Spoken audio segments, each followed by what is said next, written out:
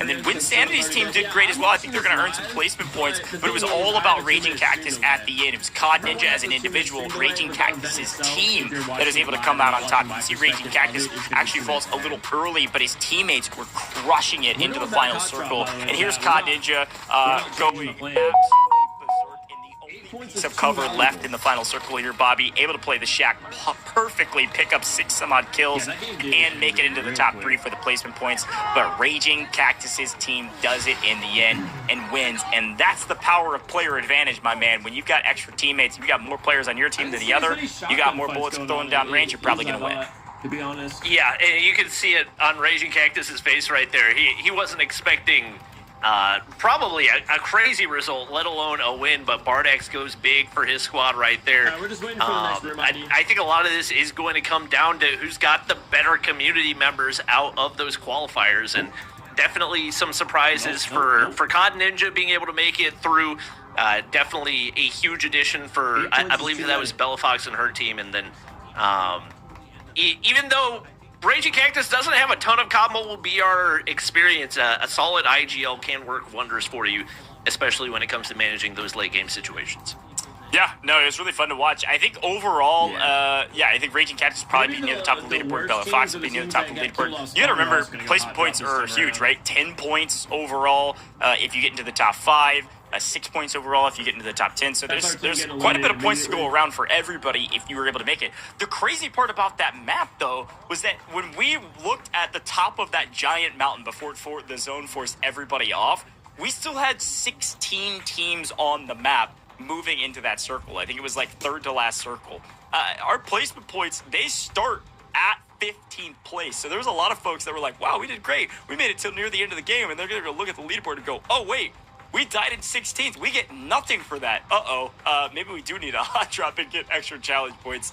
It'll be fun to see. Again, it was Slayer's team that completed all the challenges, so they're going to have 14 points overall just from the challenges, let alone what they were able to do on the map, which is pretty significant. So yeah, Bobby, I think you called it out perfectly. I think it's Bella Fox. I think it's Slayer. And then, of course, Raging Cactus winning the map. Probably going to be 3 of our top 5 or so teams. But who knows? Maybe there's a surprise out there. Somebody was slaying out the lobby that we missed off screen. So we'll take a look at that here in a little bit. Our score is being calculated. I want to remind everybody at home that you should be earning rewards right now, folks.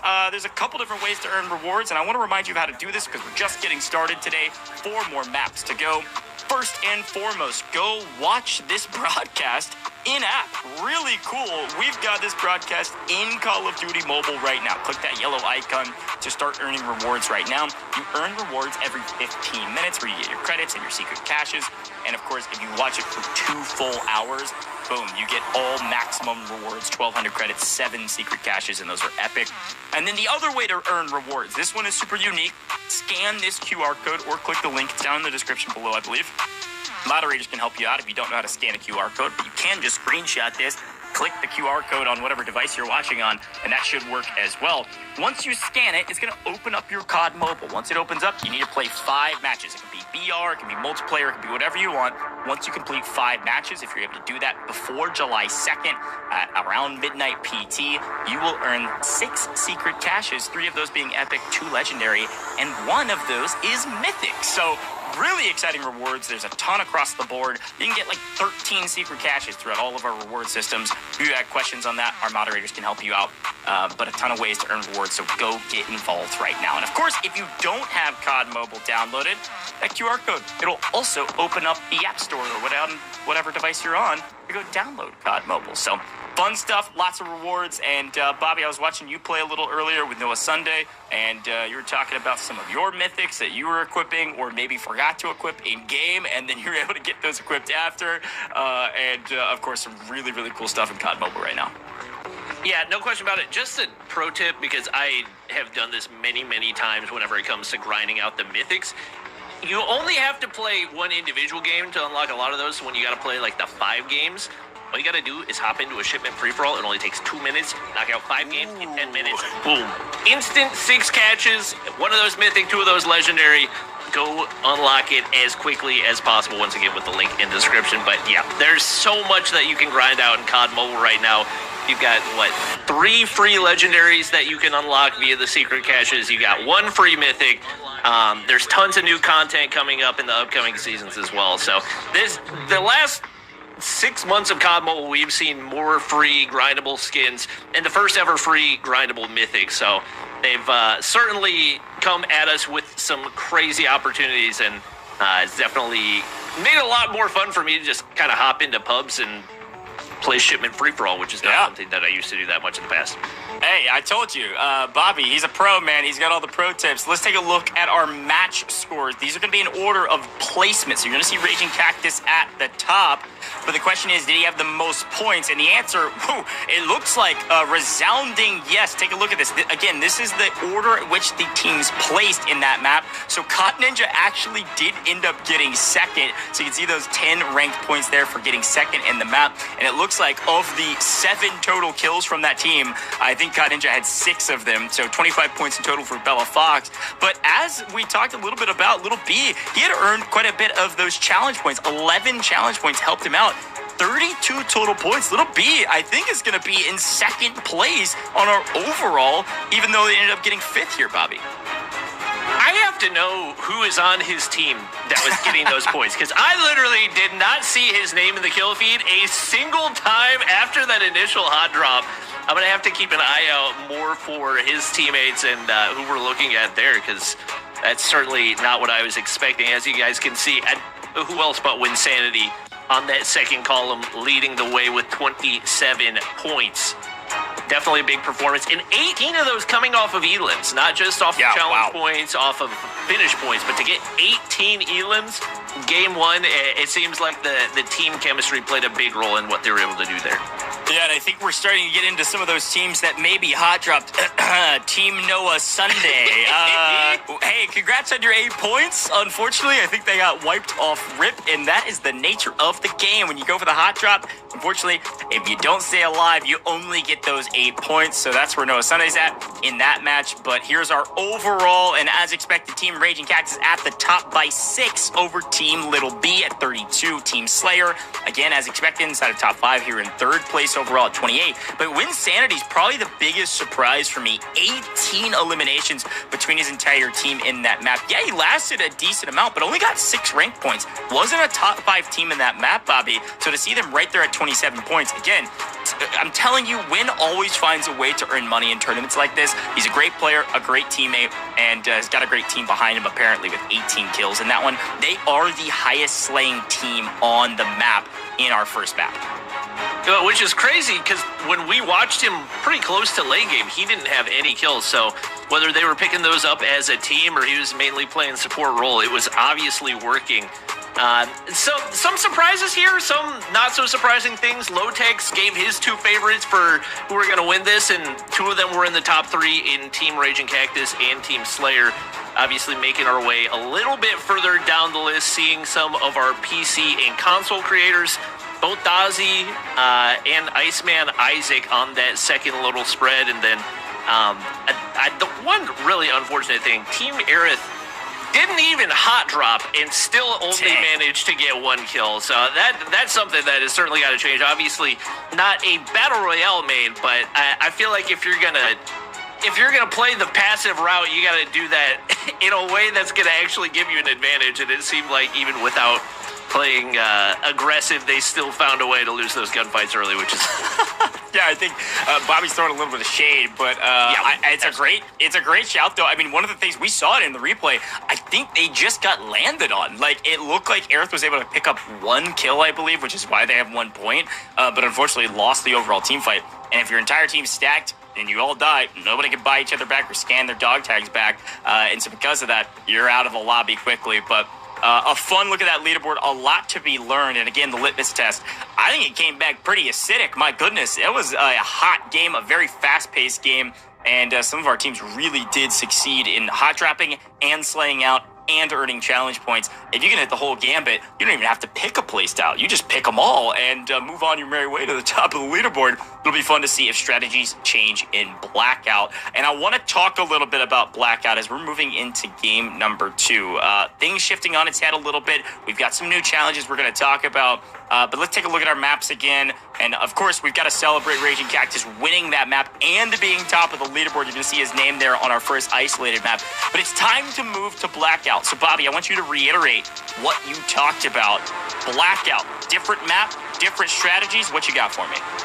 Yeah, like we talked about earlier, a very vehicle-dominated map, and obviously we did see the SMRS and the FHJs coming out right there, which can be a good counter to vehicles, but especially with how much ground there is to cover and how wide the map is without a ton of verticality, I've got a feeling we will see more of those vehicles coming into play on this one.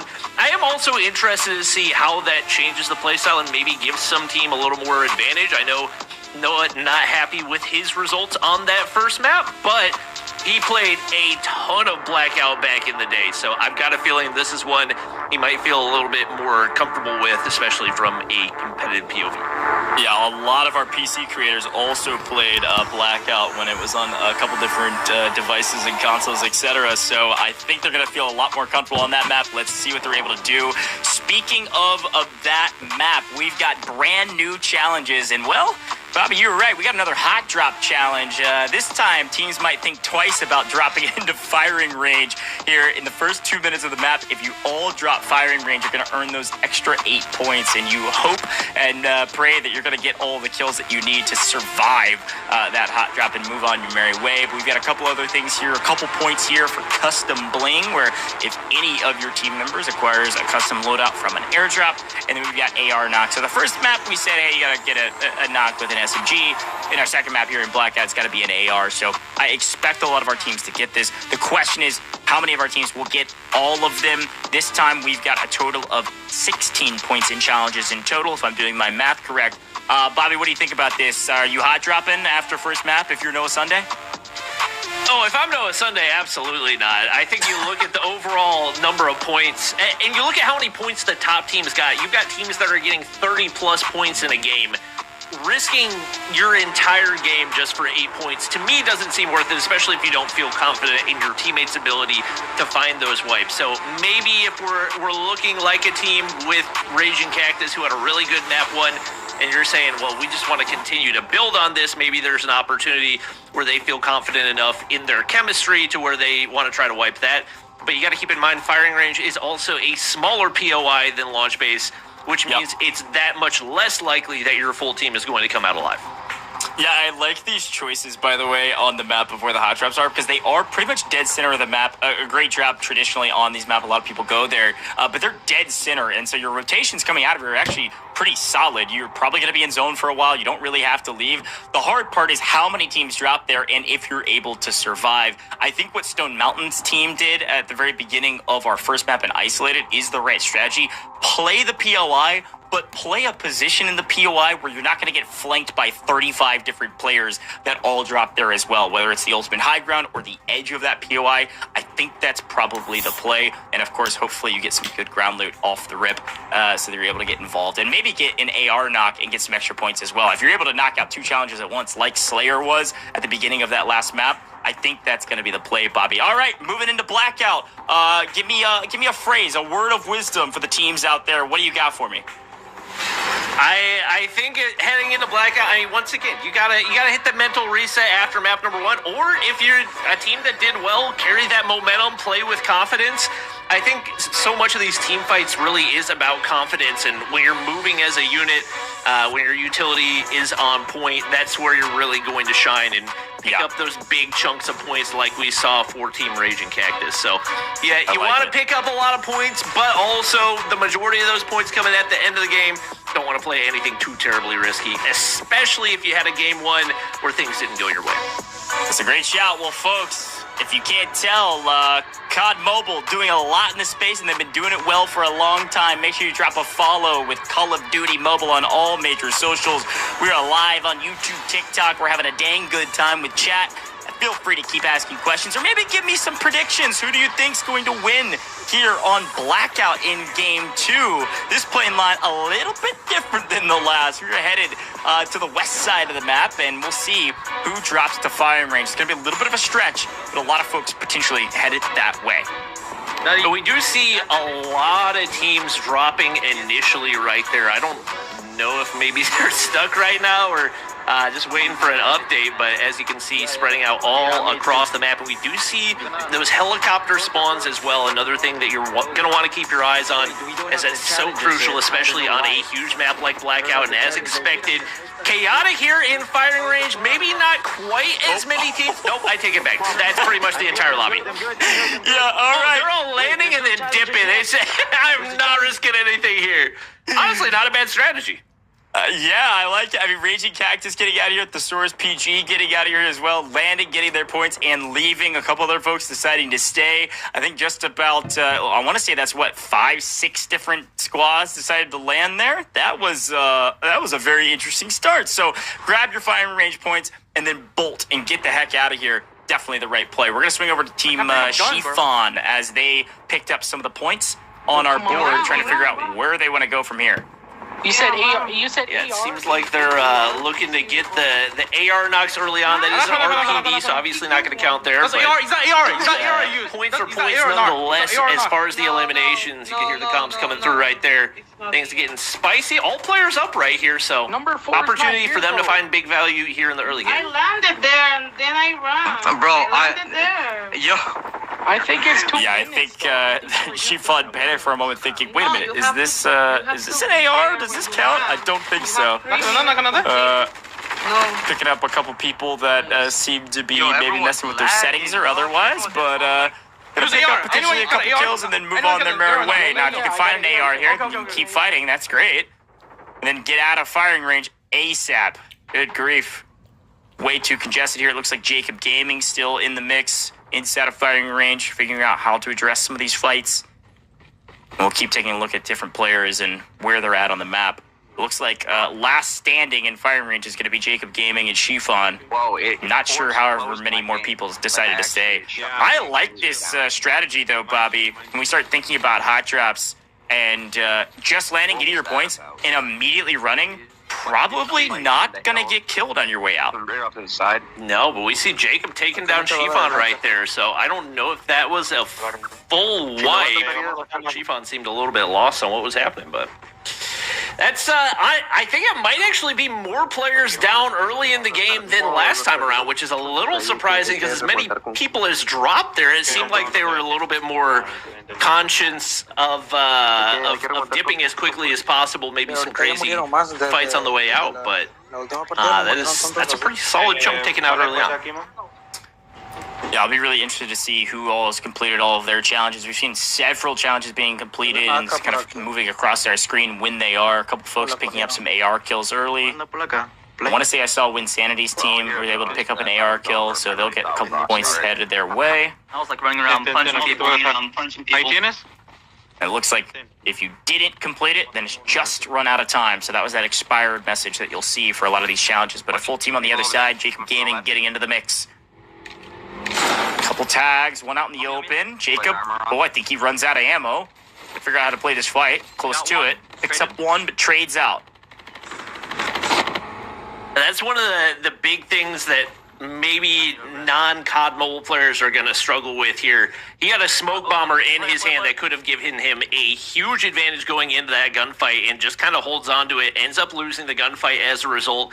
Got to have that presence of mind, especially with aggressive classes like the smoke bomber, like misdirection, things like that, knowing when to call that in to give yourself the advantage. So fortunately for him, his teammates able to clean things up right there, and once again, coming out alive here at firing range. Got to make sure you get those plates popped as well. Don't want to give up any easy knocks to the opposition. Yeah, I think it's a really good call out.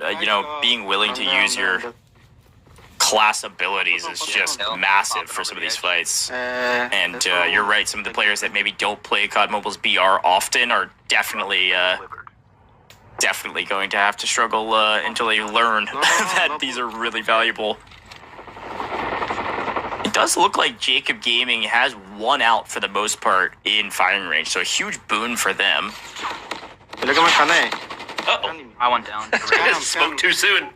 Team Aerith sneaking nearby. She's going to be able to pick up one.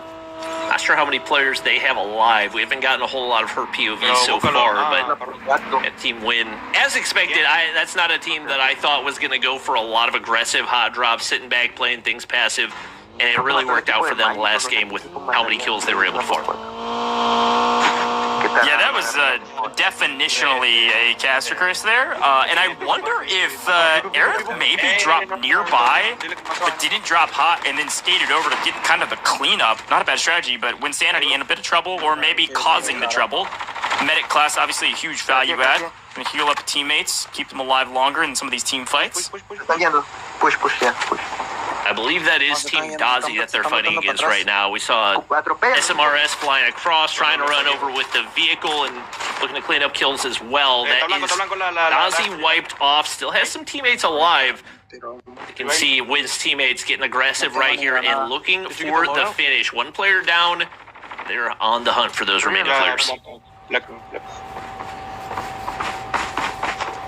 You can hear some of the comms. I mean, this is, again, a lot of these teams haven't practiced together. They've all been playing quite a bit to practice for this $50,000 tournament. But you could hear some of the comms from the players of like, push, we got to take these fights. But Yeah, bro. see, Shifan's team has decided to kind of stick around nearby firing range. They're still alive, obviously. He killed one. So they're in a good spot. I'm just super curious. I wonder if we could get it on replay of like if Aerith actually hot dropped and landed there, and we just didn't see her and her team until she came in for the cleanup, or if they landed nearby and then swung over. I don't know, but either way, a good strategy.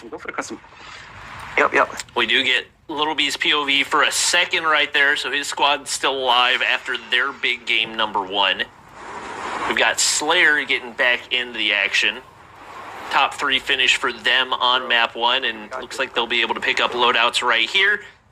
Having those additional attachments to speed up your time to kill, give you more accuracy, plays a huge role, especially for the AK-117, which is, I would say, pretty consensus number 1 gun in COD Mobile BR, and is not currently ground loot either, so having all 4 players able to pick that up early should be huge. Yeah, we should 100% engage on this guy. 345? 345 official. I'm gonna pop a smoke. Good comms here from Cisco. Release the smoke. He's got a read on a team ahead of him. I believe Gonna try to smoke up forward. Cisco thinks it's a solo, and well, we swing over to Kaylee's perspective, and we got a full team of 4 here playing well together, picking up 1. I hoped. I don't know. I'm not trying to backseat game right here, but Kaylee, we gotta get that device closer to your face. There's no way we're getting max value with the device all the way on your desk. Yeah, you can tell some of our PC creators are working on their, whether it's the 4-finger, the 6-finger, the 5-finger, or just, hey, that device is just too far away. We're learning as we go.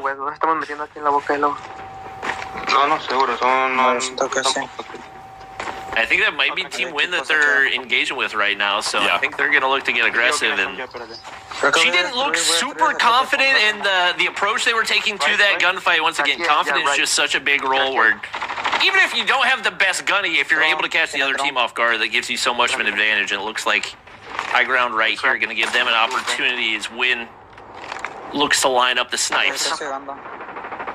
Yeah, again, this is fracking tower, so this is going to be just to the south side of firing range. Oh, wow, actually a couple teams here. To see Kaylee hold up in some of these smaller buildings on the right-hand side. Big West, Papachulo pushing the equation for Team Winsanity. Winsanity playing the back line. It's actually running a sniper, which is not a bad play. In quads, there's a lot more room to work as a team with obviously your classes, but also just weapon choices. Especially when you've got some really aggressive players on your squad. I think especially with how flat Blackout is, Sniper's such a good option because there are so many angles that you can make use of a sniper. And I think especially for Win, who's coming from another game, playing a sniper might be the most transferable mechanic just because it's point and click. Like if you can get the crosshair in the right position, then you're gonna find the damage. You don't need to know the recoil patterns. You don't need to have all the right attachments. You can if you get things lined up, then that's where you're gonna be able to do the damage. And especially with him knowing how to play those high ground angles, knowing how to make use of cover. That's something that I think we'll see him continue to do, especially on these blackout maps. Well, Insanity and Rolex know each other very well, and certainly going to be some trash talk here if they do end up engaging. I only saw Kaylee by herself. Maybe her teammates ended up getting picked up, and now down goes Kaylee. Been able to tag up a couple. This is going to be Rolex versus Win. We're on edge of zone. We've got to rotate right now. I love if we can, while watching this fight, if we could pull up the map quickly. I think they've got a decent way to go. Here's a quick look at it. Yeah, we got to get all the way up to the south side of... I mean, they could go up maybe to the south side of firing range. If I'm them, though, I'm probably rotating left. Now, they can't see what we see with all of the players on the screen. But they have to fight outside the safe zone. And then if I was them, I would probably try to rotate up the south side over to the left side, the west side of the map. Where there's going to be a lot less players hunting that edge. But we'll see what they decide to do here, Bobby. I mean, they've got to fight each other here. They're gonna, unless they've got a vehicle, they're going to risk getting shot in the back on rotation. Yeah, it looks like Rex is going to be able to push up there to get at least one kill. They do need to get tags, and fortunately, it's early enough that the zone's not hitting for a ton, but you've already seen how much Win's been taken down. He's the one with the medic class, so they really need to group up right here and see if they can regen. He's going to pop it, and that'll get him back close to full HP. Looks like another team doing something similar right here is... They're gonna just it's Team Raging Cactus stacking up in the back of a truck, getting their chip terminals locked in as well. It looks like he wasn't able to upgrade his. Running the spotter class, which I didn't really expect to see, but especially when you're set up in some of those late game situations, could be huge. Yeah, good shot. Well, we're going to swing over to Slayer. See what they're doing. One is smoke, left is smoke. Inside of zone currently, but not inside of new. You smoke. One back. Gonna fight. Looks like some high ground. Yeah, I was going to say, I bet this team's split on the high ground of both of these buildings. This is going to be a tough fight to take. Slayer moving quick, though. Pushing the equation. Looks like very easily able to find one. Still two. That's Farouk going down on the other side. This is Team Farouk in trouble. I mean, taking high ground, it's only a matter of time before they wipe this whole team if they haven't already. Be able to push forward. We're at 61 players left in the lobby here, Bobby, and it looks like Farouk's teammates are hiding out. Cover me. Really, all it takes is one good nade, especially cluster nade, to wipe that off. He knows I'm coming for him. I really just am looking as dumb as can be for trash talking a little bit early on. They have 46 points now, 14 challenge points in this one. They're racking them up, tied for first place with Team Raging Cactus. My, oh my, what a performance out of them. And once again, I hope we can get his POV a little bit more, because I'm still not even 100% sure who his teammates are. 150. Yeah, and also quick notes on that leaderboard. I saw Repulse was able to pick up all 16 of the challenge points this time around, so they've jumped up the leaderboard pretty dramatically. We'll keep checking in with all of our teams. Total of 16 on the table for teams to grab, but Little B able to grab 14, with Raging Cactus only able to grab 8. That's the reason that spread is so tight, and they're now tied in overall score, regardless of not counting the amount of kills they have. But here goes Raging Cactus. Now, we talk about this all the time when it comes to Battle Royale. Vehicle rotations are much safer, especially when you've got old Big Bertha, like we like to call her. Great vehicle with a lot of cover and a lot more health than the other vehicles out there. But to rotate in with all 4 players playing this edge of zone. Medic's ready. No. They're actually going to wrap outside zone right here. Maybe looking to play off the edge, or really not entirely sure. Definitely an unusual approach. They might have info on a team that they're trying to hold outside, but look a little bit lost right now. They've got a spotter class that's getting called in close by. They're coming down. Oh my. Yeah, very interesting strategy, but we got to pay attention to what's going on with Slayer. Slayer's out. Trading lives, though. Looks like the team was able to trade out a couple kills and grab maybe some dog tags. Nice drop shot here from Slayer's teammates. Heal up. Noriega, go with them. Go with them. Same building. I'm out of ammo. I'm out of plates. Bro, take the loot. Wait a second. It's very obvious that Slayer IGL for this team. He is locked in, getting his teammates in shape, trying to make sure that they get the dog tags. Here's the push. His teammates get in with his other teammates, and all three now stacked inside. Please close the doors. Get me back, and then he's going to be able to grab his loot, hopefully. They're all around. Stacked inside, and they've got a medic class, so anybody that tries to push them is going to be pushing against double HP as well. It looks like they're able to get out alive. And there's still footsteps everywhere, but he seems confident enough to at least go for some of the loot here. One pushing up the stairs. Defender pops there as well. And no knocks as of yet, but pure chaos on the inside of this building. We switched to Team Stone Mountain, who looks like they've been able to take down one, but hopefully we can get back to the action right there. SMG ammo or shoddy ammo? Yeah, I'm seeing a lot more defenders than I was expecting. I mean, the transformer shield is good, but I think it's just the actual cover it provides, especially when you're inside of a building like that. You can set up some really good pinch points, so I think a lot more defenders will keep an eye out for that. Ben. It's on. The biggest thing about the defender, especially in close range engagements, is it throws a flash off the front of the shield as well, and gives you a huge advantage off the opening gunfight. Stone Mountain gets greeted by a barrage of explosions, and he doesn't know what to do about it right there.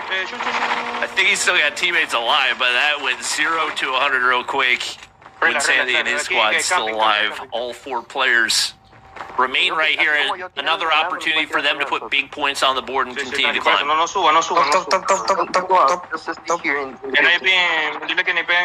Wind's got a decent high ground position on kind of the south side of the zone. Looks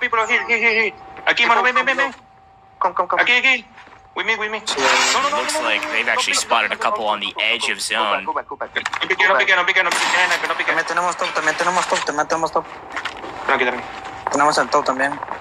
This team, I mean, there's a reason they were so dominant in the very first map in terms of overall kills, because you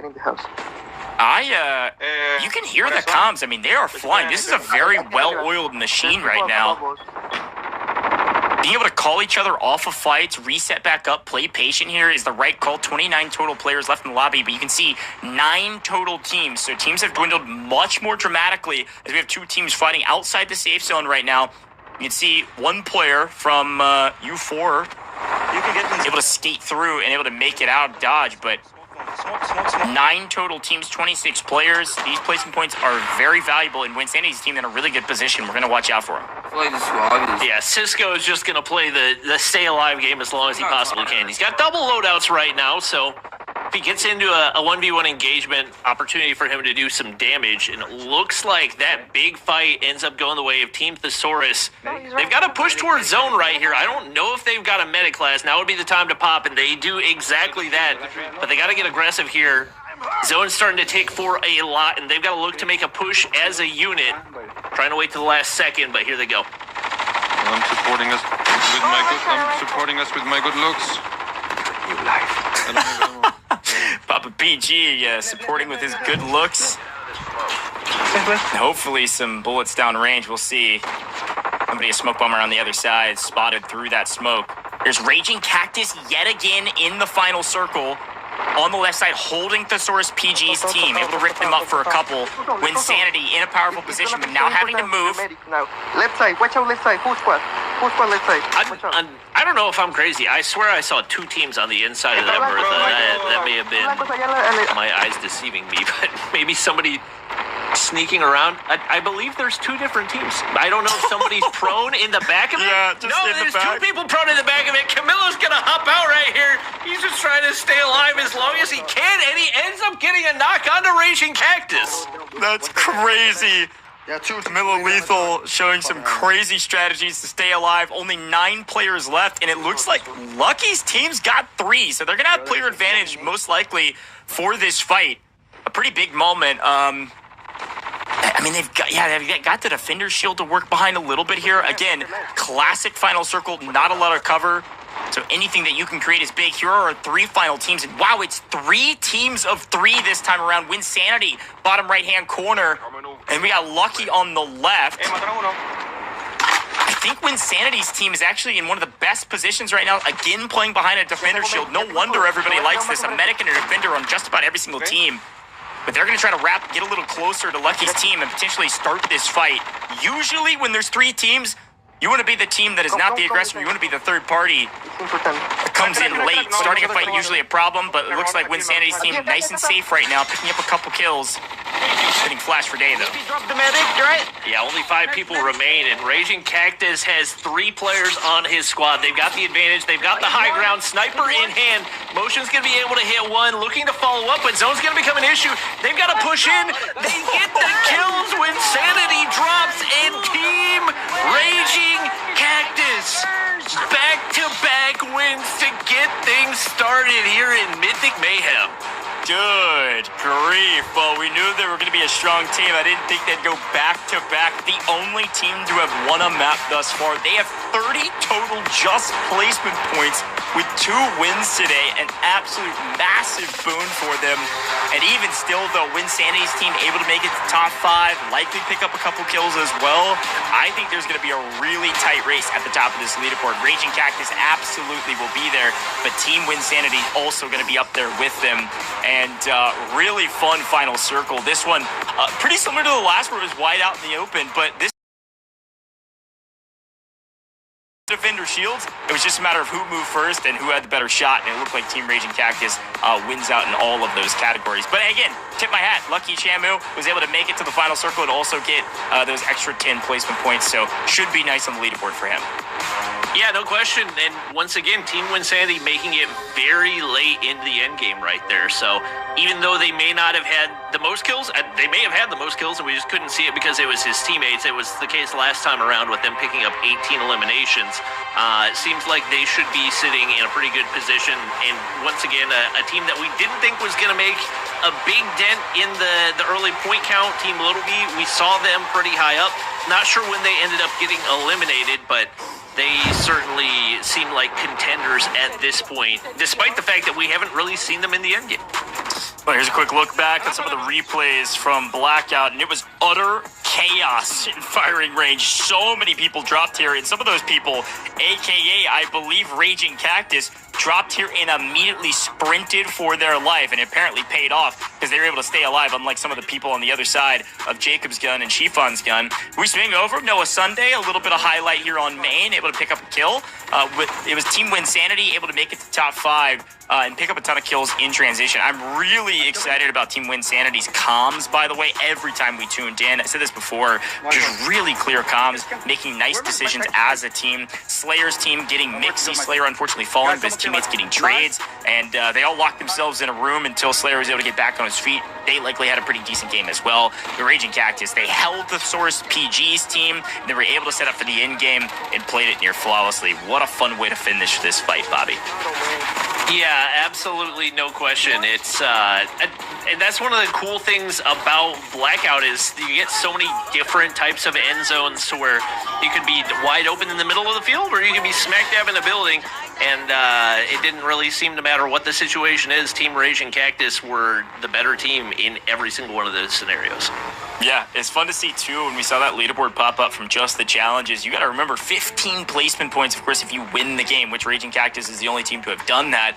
16 total challenge points available on the map this time around. It was Repulse, one of the only 2 teams, I believe, that actually completed all of the challenges and got 16 points from that. So pay attention. Those challenge points are very important. Are they necessary? Absolutely not. Team Raging Cactus, I think only got 8 of those points because, again, they hot dropped and then they bounced out of there. So I don't think we're able to get the AR knock fast enough because the time ran out because they were just running for their life from that hot drop. But even still, likely at the top of the leaderboard. Folks at home, it's been fast already. We are 2 games in of a 5-game tournament. We're going to take a very short break here in the booth. I need you to freshen back up. Make sure you're logging your rewards. Make sure you're logged into Call of Duty Mobile during the break.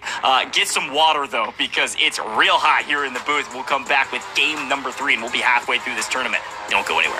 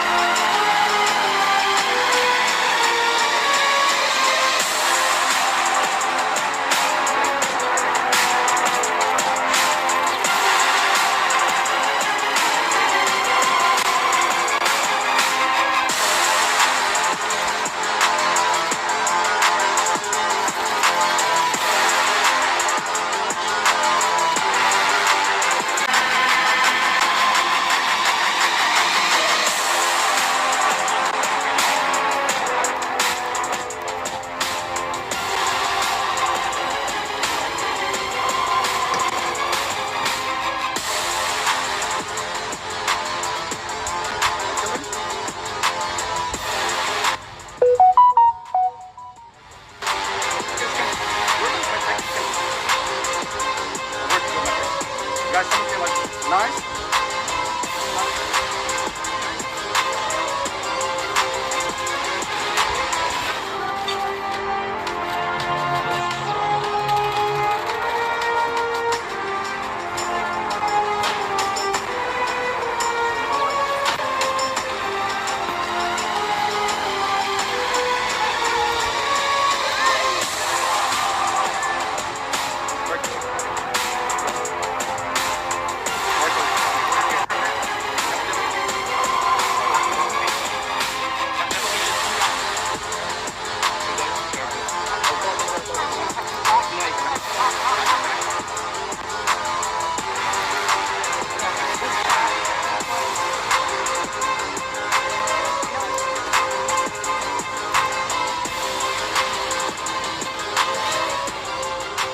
Welcome back to the $50,000 Call of Duty Mobile Mythic Mayhem. We are 2 games done and dusted, 3 more to go, and it has been fast. We're Raging Cactus, the only team to have grabbed a win today. Can anybody stop them?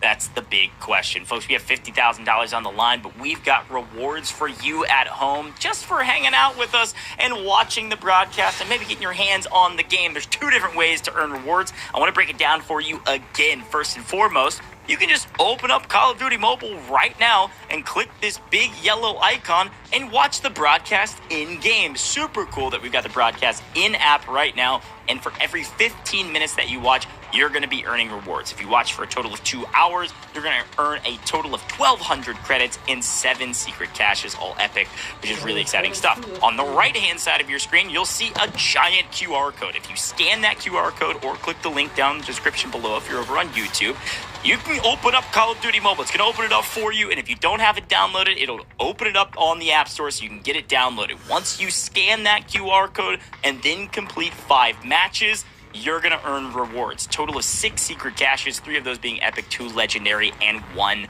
mythic. Now, again, you have to complete 5 matches, but you have to scan this QR code or click the link in order to then proc the opportunity to get those 5 matches and get your rewards, okay? Makes sense? Sound good. A ton of rewards going your way. Come hang out with us, watch the broadcast, play a couple matches, and earn all of these rewards just for being here for the Call of Duty Mobile Mythic Mayhem. It's been a lot of fun thus far, and we are just getting started. So I want to bring back Bobby into the booth with me.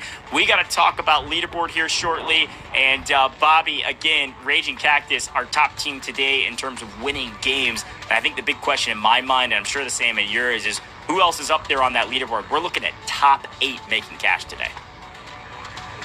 People underestimate, obviously, you want to get that first place slot, but everybody's battling for top 8 at the end of the day. So I think we will see some of these teams start to make a little bit more of a push, especially if you're at the bottom of the leaderboard. It's one thing if you're kind of middle of the pack, you want to continue to sit back, don't take too big of a risk. But we got 2 games down already, and I think especially if your team is under 10 points right now, you got to start to make a little bit of a push, especially with how many points have been able to accumulate over the course of the past 2 games. Once again, the ability to revive teammates with the frequency that you can in Call of Duty Mobile BR provides so many opportunities to pick up those elimination kills that we have seen a lot more points stacked than I think a lot of these players expected. Yeah, no, I totally agree. I think one of my favorite parts about Battle Royale broadcasts, especially here in Call of Duty Mobile, is that we get a chance to learn what the players have been strategizing with. And one of the things I'm noticing is that, hey, we thought potentially vehicles, tanks, and all that in between may make an appearance, but I think just about everybody realized, hey, wait a minute, they're not as strong as we thought they might be. Instead, let's focus on which classes we're picking, which weapons we want to be choosing. When you have rocket launchers or you've got your cluster nades and everything in between, vehicles a little bit more difficult, more focused on rotating correctly and being in the end game. So Bobby, I want to spend a little bit of time while we wait on this leaderboard to get finalized talking about those classes we've seen, because this is a really unique part about Call of Duty Mobile and its Battle Royale, is that these classes have very unique abilities that can totally change the game. I mean, let's just think about the end game of this last map and how much the game was changed because of the 2 classes we're seeing the most of, Defender and Medic. Yeah, those are certainly the 2 must-have ones. And like you talked about, with the ability of just instantly having cover with the Defender class, and then on top of that, giving so much of an advantage in those head-to-head gunfights whenever you get that instant flash, whenever you place it down, those two combined make it a must-have. And then on top of that, we've seen so many of those plays in the outside of zone where it gives teams a little bit more time to kind of strategize, to wait to the last second to make a push, and make it so that you're not necessarily going head-on into a gunfight. Those two have been the must-have, and then on top of that, I think Smoke Bomber is the other one that we've probably seen with the most frequency, just because it has so much utility. You can play it aggressively with the Smoke Bomber class, giving you the ability to see enemies on the inside of smoke, but you can also use it defensively to help your team with rotation and things like that. So it just has so many different uses that it's tough to justify not using that one. And then beyond that, you have some teams that like to get aggressive, use misdirection. You have some teams that want to sit back. Interestingly enough, Raging Cactus rocking Spotter class, which I didn't expect to see, but it's very obviously worked for his team so far in this one. Yeah, it's fun to talk about different comps, right? Like what works well for an entire team. I think it does seem like every team at least has one medic and one defender. I mean, one of the other things we were talking about explosives, and we saw a couple people not be able to move because their entire body was exploded from 1,000 different explosives thrown at them. One of the big boons of the defender classes and defender class is that defense passive. So you reduce the explosive damage and the impact of all negative statuses, a huge boon if you're picking any of the defense classes under that category, but Defender, of course, one of those. Igniter was one that a lot of people at home, I was paying attention to all of our creator streams, and some of them were asking, hey, what do you like to run? What's your favorite? Igniter was one that a lot of folks were like, oh, you should run that, you should run that. But I think you called it out at the top of the broadcast. That's more of like a content, like solo squads, like hyper aggressive. This is like top tier, like private lobby customs. Like we're bordering on like really sweaty pro level customs. And so because of that, it's going to be way more difficult to get any sort of value out of that class. It's been fun to see kind of what all of these players choose and how they end up playing. But again, like I said, the litmus test of our first two maps, how they were going to be played, very acidic, very aggressive, a lot of kills, but playing for placement, a big boon. I mean, Bobby, let's talk a little bit while we're waiting on these scores too. First map isolated.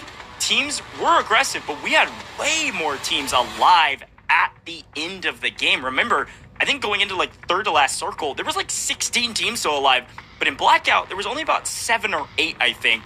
And I wonder if that was just because of the zone that was given, or if you have any thoughts around that. I think maybe a hair more cover on the Blackout zones until we got to the last one.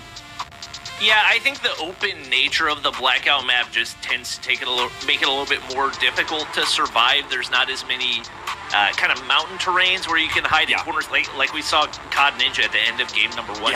Literally just sitting in a crevice inside of the mountain, and it got him into top 2 and allowed him to get a lot of those kills. So a very open, flat terrain whenever it comes to Blackout, and especially with how many players, like we talked about, are running FMJ and SMRS, there's not as much opportunity for you to make those rotations with vehicles, which makes it that much more difficult to stay alive. And no surprise to see that impacting those end results as far as the numbers that we saw. Definitely expecting that we'll probably see something similar to map number 1 as we get ready to head into map 3, just with players now feeling a little more comfortable as well with the way that they need to play this map to keep their team alive. Well, let's take a look at the map 3 challenges while we wait on those scores. This time around, a total of 14 points available. The Butcher, Hit the Deck, and Hover Bike. Now, what do you think about these challenges? No hot drops this time around. The best one, 6 points. Have any team member knock an enemy player with a grenade? Which of these are the ones you think most of the teams are going to go for? I mean, obviously, you got the most points with Hit the Deck, and I think the grenades are naturally going to find kills. It's just a question of having the right scenario to actually do that. It'll be really interesting because there's only one Butcher alive, and it's only 5 points that you can get out of it. So as much as I think a lot of these teams would like to have 5 points, that feels like an awfully big risk, especially with how out and open in the field the Butcher is at farm. Having your whole team there to take it down definitely is not going to be something that's easy.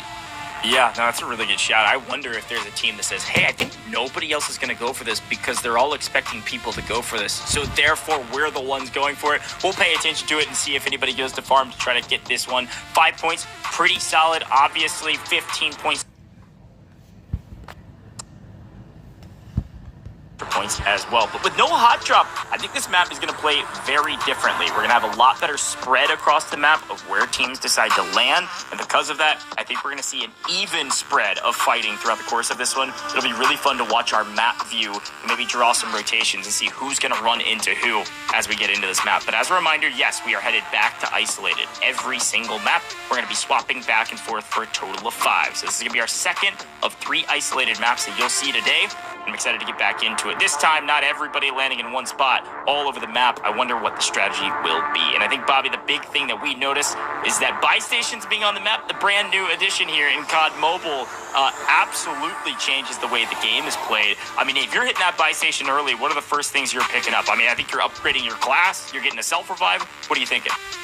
Yeah, I think a self-revive and a revive token just to be able to get that automatic redeploy, I think are the two biggest things. Obviously, players do want their loadout drops, but more than likely we'll probably see them try to wait and see if they get lucky enough with the opening loadout drop to where they don't have to spend their hard-earned money to actually get one for themselves. And once again, not having a hot drop this time around is also going to mean that the majority of teams are just better kitted and better able to stack up on money and buy those things early in the game, which is going to make the late game and those final zones that much more competitive. Yeah, good shout. Well, here's a quick look at the map we're about to jump into, but as a reminder, go get your rewards. You can watch in-game right now. Click the symbol you can see on your screen right now. If you open up COD Mobile, you'll see that symbol. Click it, and you'll be able to watch the broadcast from inside the app. Really cool addition, but it's also a way to earn those rewards. Every 15 minutes, you're going to be earning some extra rewards, and if you can watch for a total of 2 hours, you're going to max out your rewards with all the credits you want, and of course, those secret caches. But it's time to get into the game. It's time to take a look at the flyover Raging Cactus. The winners thus far, the only winners thus far, and it looks like we got several teams hitting New Vision City nearly immediately, Bobby. New Vision City's a great spot as far as loot, but I did not expect that many people were going to contest. I don't think we have any objectives tied to it either, so I'm not entirely sure what the goal is here. Maybe people going for hover bikes, or maybe they just didn't expect it to be nearly as contested as it was. As you can see, a lot of places on the outskirts that's completely untouched, and interestingly enough, Black Market, usually one of the hottest drops on the map, does not have a single person at it. It's got a chip terminal. It was right next to the drop, and once again, one of those situations where probably everybody's thinking, oh, I don't want to go there with everybody else, and it just ends up being completely free as a result. Yeah, and again, Farm looked like it was, I think maybe 3 teams there, maybe going for the Butcher, so it's just about who gets him first. Be really curious to see who's at Farm and what they're doing. You can see Wynn's team maybe on the edge of Farm, and I think Wynn's actually dead from this fight already, so it's only a Big West and Rex alive on his team. Finally, Wynn's able to get back into the mix, but apparently Farm was a little hot. Yep. Seems that way, and looking like he's trying to get back into the mix as we do have the Defender shield going down. It's actually Defender versus Defender, and Rex able to come out on top with that one. Early shotgun pickup, definitely huge to get the buy 15 ground loot. Wynn's going to be able to clean up the rest of that, and we still got a few players close by as Rex picks up a few more. Drive them over. Okay, yeah. Slayer might grab the vehicle and get into the mix. Smokes galore. Let's just start sweeping through here and see if we can find anybody. Oh, there's the Butcher, but here's a nice knock on Rex. Slayer's got a good idea, and I think he's got the best idea is just try to steal the Butcher. The Butcher's weak. Maybe we can steal the points. Oh, I didn't see who was actually able to pick it up. We should see the redeem come in from somebody, though. Butcher was taken down there in the kill feed for a moment. A little 2-for-1 as he picks up the hover bike and gets the kill with it as well. That's what, honestly, probably the best vehicle in the game, just because it's so tough to dodge, it's so fast. It can fly over water, and it usually one-shots off of contact, so it's got a lot of utility. We got Aerith alive right here, but 2 players down already, looking to pick up tags. She's holding high ground for the time being. We don't know what their point count is, but after game 1... did not have a really comfortable amount, and we didn't see them late in the game either. So she really has to do her best to find a way to pick up these tags rocking the medic class right now, sticking with her teammate, hoping they can find those tags and give their team a chance to stay alive a lot later into the game. Yeah, obviously, like you called out, a couple folks landing in New Vision, just being one of those. Nice. Our hover bike challenge is about to expire, so it looks like only 5 total teams were able to redeem that. If I saw that correctly, I believe it was a quantity of 25. Did anyone get... Oh, not yet. I was like, wait. I do not know how to get out of here. I can't lie. I need looks like they were able to get the scan, so sitting pretty. Stone Mountain. Couple of AK-117 loadouts to work with for him. I need some AR loadout. Strategizing right now, vehicle, or I think that was actually an enemy helicopter flying away, but they have a vehicle of their own, not too far off. For somebody, take this Right now, it seems like the squad trying to strategize for what the next move is. You took the sniper, the freeze sniper? Gidra? Or not? What is it? The sniper you took from the drop? Your sniper or not? Okay, let's go. Move. I didn't get the sniper. I got. Yeah, I love listening in to some of these comms, because again, these players, not all of them, probably none of them know each other, or at least haven't played with each other a ton, right? The qualifiers were actually a solos qualifier, and then they were kind of randomly seeded, I think snake seeded across the board to our content creators. And so they're learning to play with each other for the very first time. And it looks like they were kind of strategizing on who should be sniping, making sure they have one sniper kind of playing anchor in the back, the other folks getting aggressive.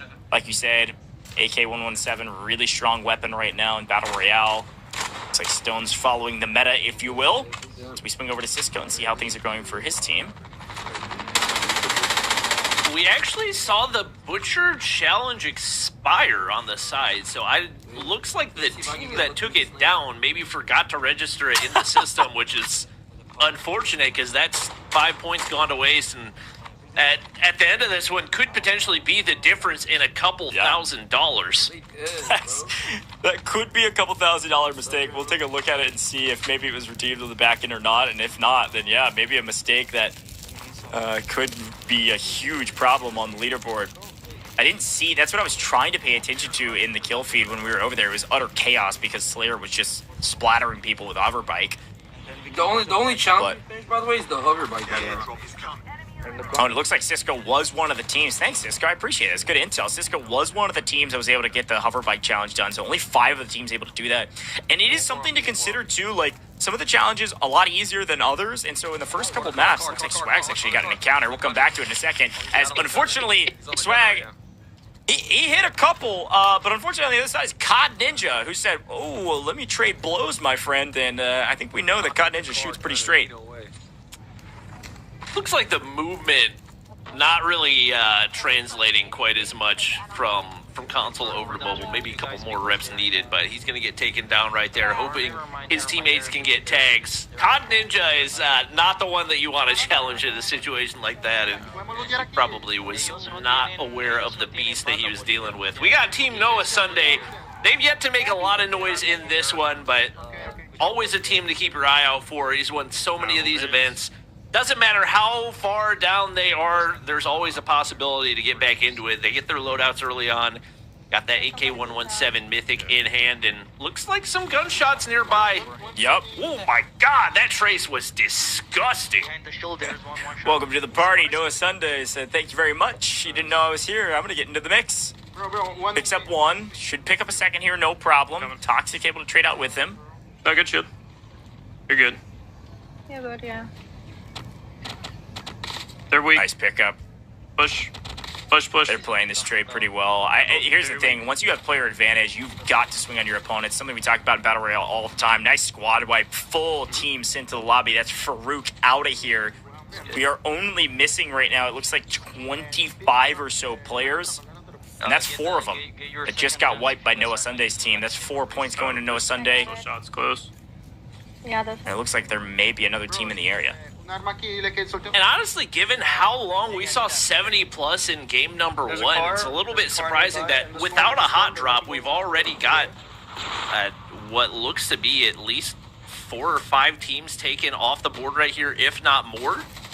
Looking to get aggressive toward the outside is Metalcore. Good friend for a long time, as he's been around the mobile battle royale scene for a hot minute. Yeah. Looks like they've got 3 players still alive and tags that can be retrieved.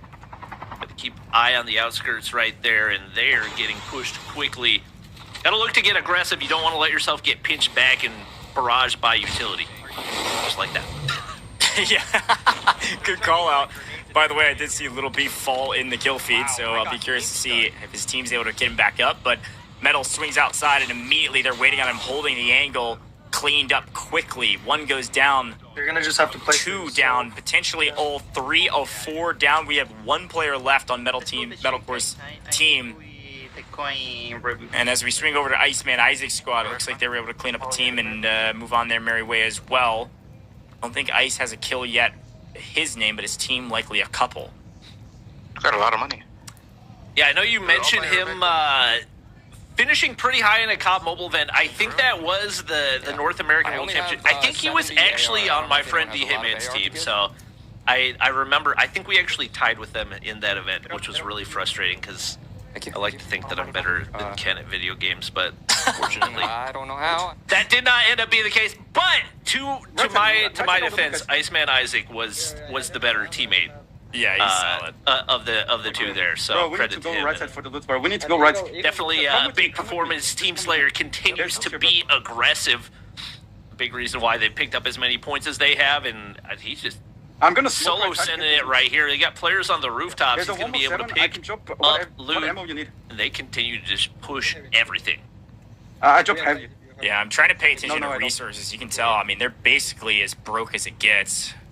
Little to no cash to work with. Not going to get much from the buy station at all. So ideally, you wipe a couple teams here, pick up their loot, find some cash. Should be a huge boon. But pay attention. This is the thing about Slayer's team that's so different from the others. Up here in the top left-hand corner, 6 kills on Slayer alone. They are flying at teams right now. Gotta watch out for this squad. They've got to be near the top of the leaderboard. I think we'll have all of our scores in at the end of this map, and we'll be able to give you a big update going into the final 2. This is a team that you got to pay attention to. They are crushing it right now. And it's this highly aggressive gameplay is what's working so well for them. I mean, look at this. Come on, Slayer. Show off a little bit on main. That's 7 kills. Oh, and, like, once again, absolutely no disrespect to Metal, because if you are not, even if you're comfortable in COD Mobile Battle Royale, there's no way you're winning that gunfight. Doesn't miss a bullet on the AK-117 spray.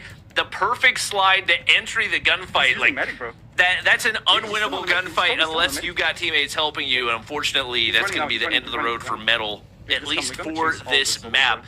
And once again, just the confidence that they're showing. Head of the spear is Slayer, and he continues to push through every team that he sees, but I don't think he saw the player lower to the right. Was I seeing things, or was there somebody down there? No, he should be down here. The tank? The tank's coming up here. Oh, yeah, the tank. There Yeah. it is. Don't die from the tank. That's one. What are we doing? Go for him, go for him. No. We're giving his life away.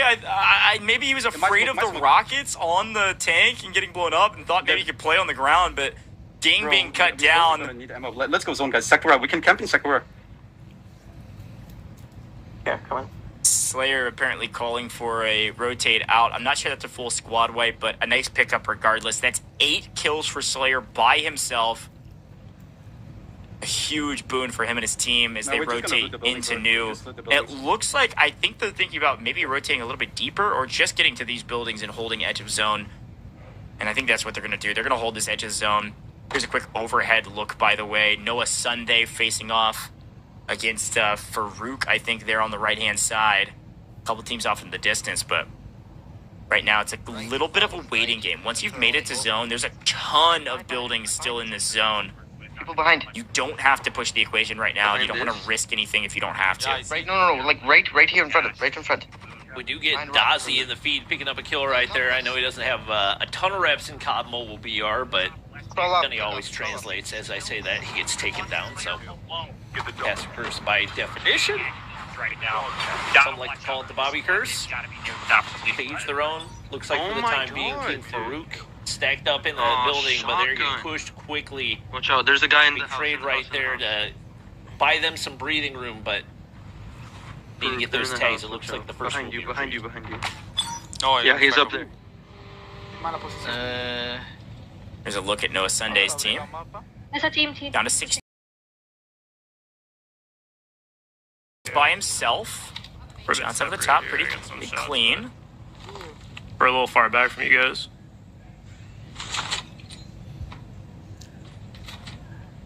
They've got 2 split right now.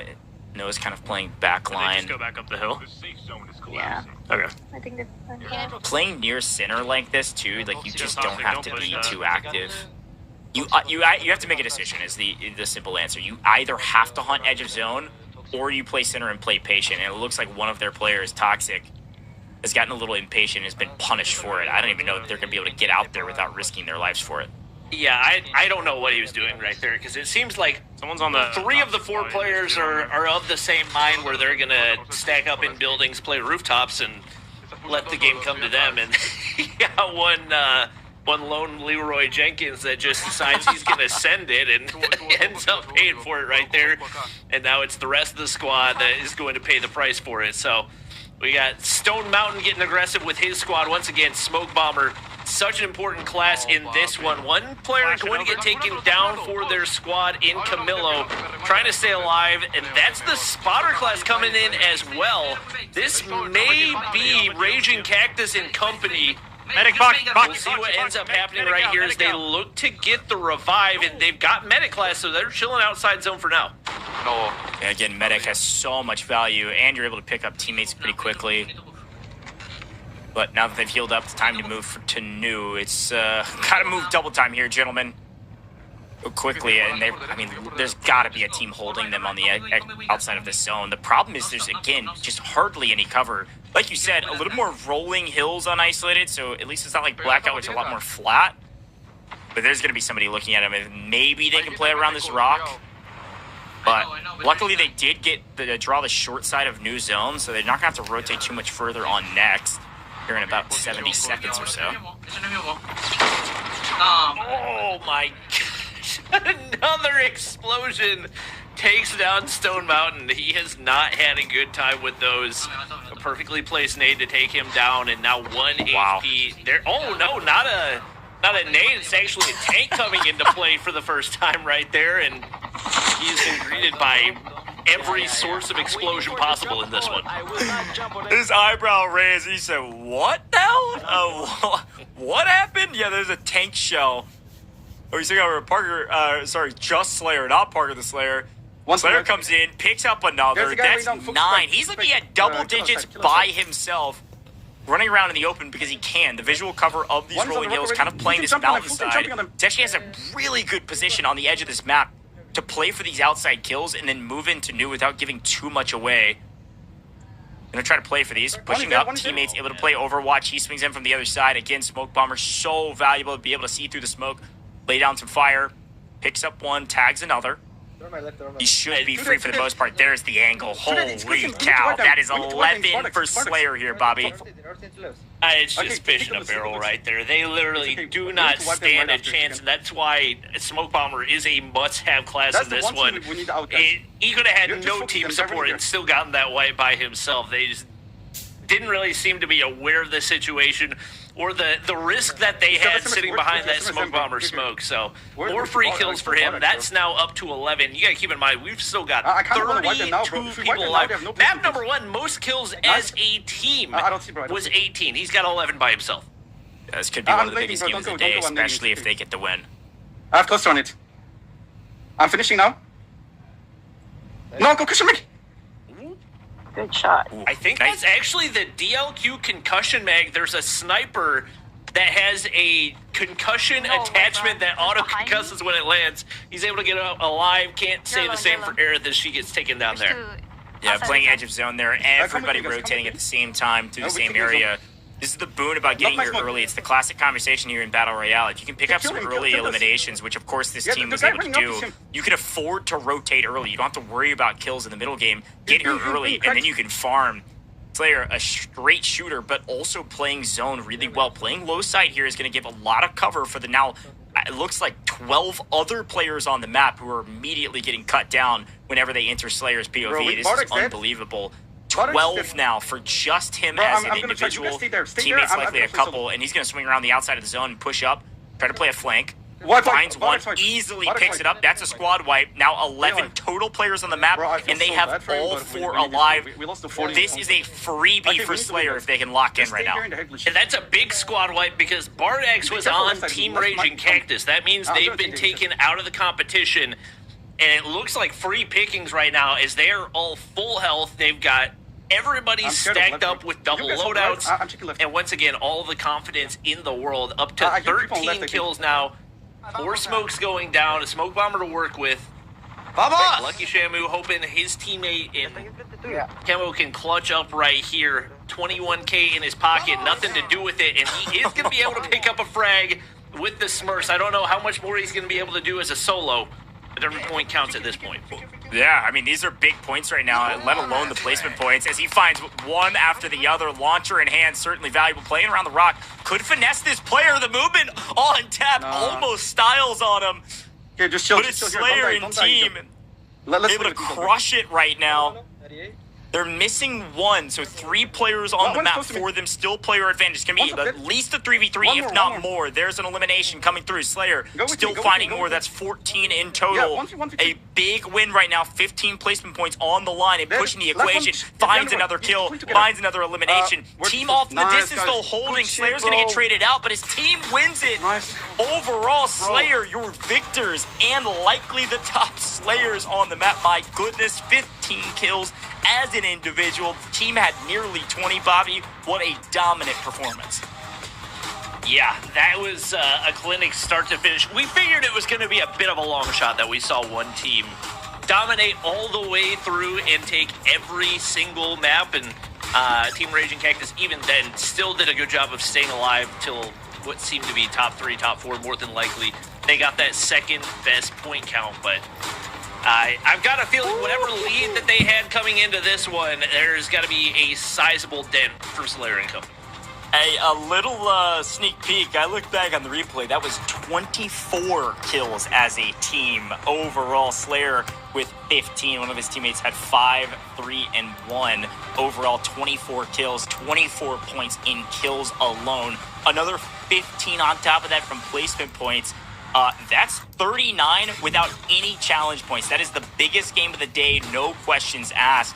We saw Raging Cactus put up a 36-point game at the very beginning of the day. A great map, but this one, 39 without any challenge points, and I believe they picked up at least, I think they got the hover splatter kills, so they're going to get a couple points there. They're going to be over 40 for sure, just in this map alone. I'm so excited to see this leaderboard after 3. Things are definitely going to be shaken up. I assume Raging Cactus is still going to be up there. We did see them stay late in that lobby, but not a win this time from Raging Cactus's team because of Slayer's incredible performance. Let's take a look back, though, Bobby, on some great moments in this map. Second map isolated, a little bit different. Yeah, it certainly was. And interestingly enough, in the map where we didn't have the hot drop, it was actually a bit of a slower end game. So whether that be the result of teams taking a different approach or maybe a little more desperation to pick up kills, it certainly played out a lot different than the first time around. And it felt like a lot more players just kind of lurking in off positions as opposed to pushing together. And once again, that comes with the confidence of playing as a team that has been around Call of Duty Mobile for a long time, understands the mechanics, the utility, the classes, and the way that those work together. The team chemistry was certainly on point for our top teams once again. Nice, guys. And of course, top team in this one was Slayer. A massive game, likely going to put them near the top of the leaderboard. We're calculating all those scores right now. We should get them to you as soon as possible. But a big map from them. Definitely going to, at the very least, close the gap to Raging Cactus at the top of our leaderboard, if not overtake them.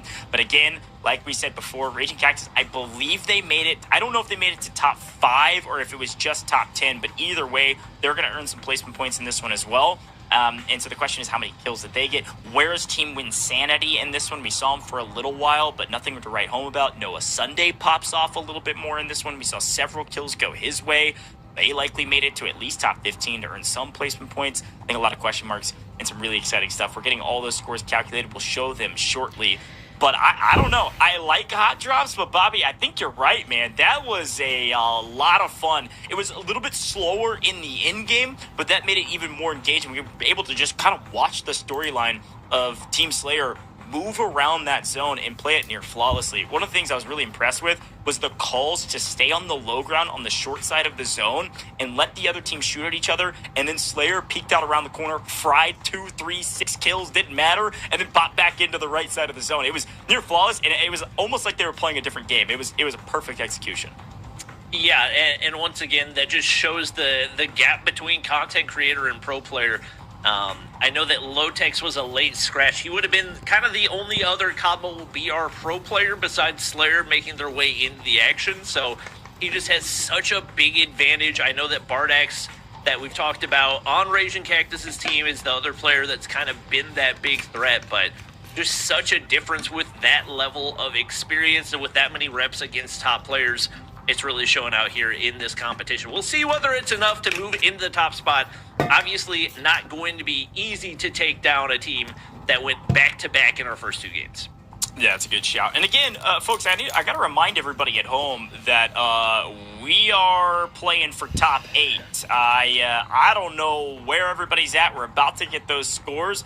But, hey, top 8 is where we're making money, Bobby. You talked about it before. $50,000 on the line. $16,000 for first place, though. So we're playing for gold. We're playing for first place. That's $4K a piece. And that's community qualified players winning that money, content creators winning that money, and everybody in between. Been a really fun competition thus far. We are 3 games in, 2 maps to go. We're headed back to Blackout, and then we'll finish with Isolated. And it's been a lot of fun on the day. I think biggest takeaways is sometimes aggression pays off. I think Slayer's team there, one of the big boons. We can talk about their strategy, their positioning in zone, the way they played it, but it was just raw confidence, Bobby. That's the big thing at the end of the day, is if you play with confidence and you can shoot straight, you're going to pick up a lot of wins and a lot of kills, and they're able to get both in that one. So Raging Cactus near the top, obviously Slayer at the top. The big question mark is who else is up there, because 6 other teams are going to be winning some cash if those 2 teams stay at the top. So first and foremost, we are going to take a look at the match ranking. So this is just this last game. Here are your scores. Thank you for staying patient. Here are the scores from that one. Now, Team Slayer, I don't think have all their eliminations in here right now, because I think it was 24 in total. So that score is going to go up pretty dramatically, but they do have 15 rank points because they won the map and they had 9 challenge points. That's the thing to take a look at, is that you see 34, that's going to go up by about 14, I believe, if we saw those numbers correctly. So that's going to be the biggest game of the day by a mile. And then you look at some of these others. I mean, Noah Sunday was able to make it near the top there, probably able to pick up a top 5 position, it looks like, able to pick up 8 kills, solid game, 18 points. Team Lucky Shamu, though, 26 points. Another great game from them. A reminder, we saw them in the top 5 in game 2 as well, Bobby. Yeah, no question. It's been some solid performances across the board. Team Noah needed a big performance. Team Aerith, they would pick up 17 challenge points right there. So even though the elims and the placement points are not falling for them, they're able to get a solid chunk. We're seeing a few of those teams who maybe had a slow start starting to pick things up. Team Stone Mountain doing a good job of knocking out those challenges as well. Yeah, and I think some of these kills are still being logged in, so you'll see a couple of these shift. But yeah, Team Rolex picking up a couple kills is big as well. Couple rank points here across the board. But again, I think the big thing is taking a look at some of the challenge points as well. I think we're seeing a lot of challenge points come through for some of these squads. Team Winsanity potentially picking up a ton of challenge points in that last one, maybe combining the last 2, picking up 21 in total. So again, there's a ton of different ways to earn points on the map. You don't have to be Slayer in order to earn points, but you do have to slay out at least a little bit. You got to get some kills. And so you see near the bottom of that leaderboard, not a ton of kills to boot across the board. And that's the thing that could probably get a little bit frustrating. It's like, how do we find more kills? Sorry, they were all taken by Slayer's team. I don't know what to tell you. It wasn't even close. So a big map for them. And we're getting that overall update, and we'll be able to showcase it. But hey, Noah Sunday, a pretty good performance in that last one as well. So I think what we saw from them is that they are a slow burn team. They had to warm up a little bit, Bobby. They worked on their chemistry a little bit, and they're going to maybe be in contention to win some cash today. Yeah, I think for a lot of these teams, it's about getting a feel for the skill level of the lobby, the pace that people want to play at, the strategy that they want to play at. I think that's part of the reason why, not that Slayer has had a bad performance so far, but that he kind of leveled up right there, is he realized how many players in the lobby he was just so much better than that he could run around, smoke bomb them directly, and gun every single one of them. So I think now that they've got a more familiar pace going right here, they're going to start to continue to build on that momentum. And I feel like despite the fact that we saw Team Raging Cactus win the first 2 maps, they've got to be a favorite to win this entire thing just because of the confidence they were playing with throughout that entire game. It wasn't even just at one point or another. It was through and through dominant by that squad. Yeah, good shout. Well, it's time to take a look at the overall leaderboard, folks. This is the moment you've all been waiting for, and whoa, we got a big shakeup on the board. This is, I think, a couple of these still being updated, but even still, I think Team Stone Mountain may be doing a bit better than we expected. They've got a decent amount of eliminations as well, but some challenge points across the board. Take a look at some of the best teams today. Team Raging Cactus, of course, they've picked up a ton of rank points as well, but I think some of these scores still being updated as well. So stay with us. We'll keep them updated and keep you updated. But here are some of the top teams today as we see a couple of them getting updated. I'm excited to see who ends up on top. We will see those elimination numbers get logged for Slayer's team. I think they're just double-checking a couple of the numbers behind the scenes. So, yeah, Bobby, a good day. Some top teams still on the board. Lucky Shamu, again, one thing we didn't shout out about that team, by the way, is sometimes I forget, Lucky Shamu sometimes gets labeled as a PC creator. That dude makes mobile content as well. He is all over the board, a YouTube aficionado, if you will. So it makes sense that he's earning a few points on the day here through 3 maps. Yeah, I've seen him at a couple of the different mobile events that we've had over the past couple of years, so no surprise to see him up toward the top. I would imagine Team Raging Cactus will probably be a little bit higher when we see the new standings as well. I think there may be one map win that got left out for them as well, so it's going to be competitive through and through. We've seen teams be able to stack points from a number of different ways, so once again, going back to Team Aerith, not a lot of kills, not a lot of placement points, still 17 challenge points can be absolutely huge for the way that things play out toward the end of this one. And going back to what we saw in the last one, it seemed like the team that took down the Butcher didn't remember to log it in time, so those 5 points can come back to bite you in the grand scheme of things, I would imagine. Yeah. Not going to be a massive gap between 1 and 8 at the end of this one. Yeah, no, that's actually such a good shout. These challenge points are everything. And I want to take a look, while we're doing some more map behind the scenes, I want to take a look at map 4's challenges, because we are headed back to Blackout, and we've got some new challenges on the board. Now, these looked a little bit different from the others. This time around, only 13 points you can earn in this map. A sniper knock in the first 4 minutes, that's going to be a toughie, and only 15 teams could log it. I doubt even maybe 5 or 6 will, is probably my guess on how many teams can pick that up. Upgrade Me, if you have all living team members upgrade their class, upgrade terminal, you can also do that, I believe, in the buy stations. That's 3 points if you're able to do that in the first 5 minutes. And then Heli Heroes, you can have all of your living team members in a helicopter while it's flying. Again, I don't think we've got 15 helicopters on the map. 4 points if you can grab one of those. Whoever's able to earn it, grab that helicopter, get your points. Again, you were just talking about these challenge points are everything. Yeah, and I feel like the Heli Heroes could create kind of a series of mini hot drops. Yeah, where we have a lot of people obviously going different directions, but probably multiple teams going for those helicopters.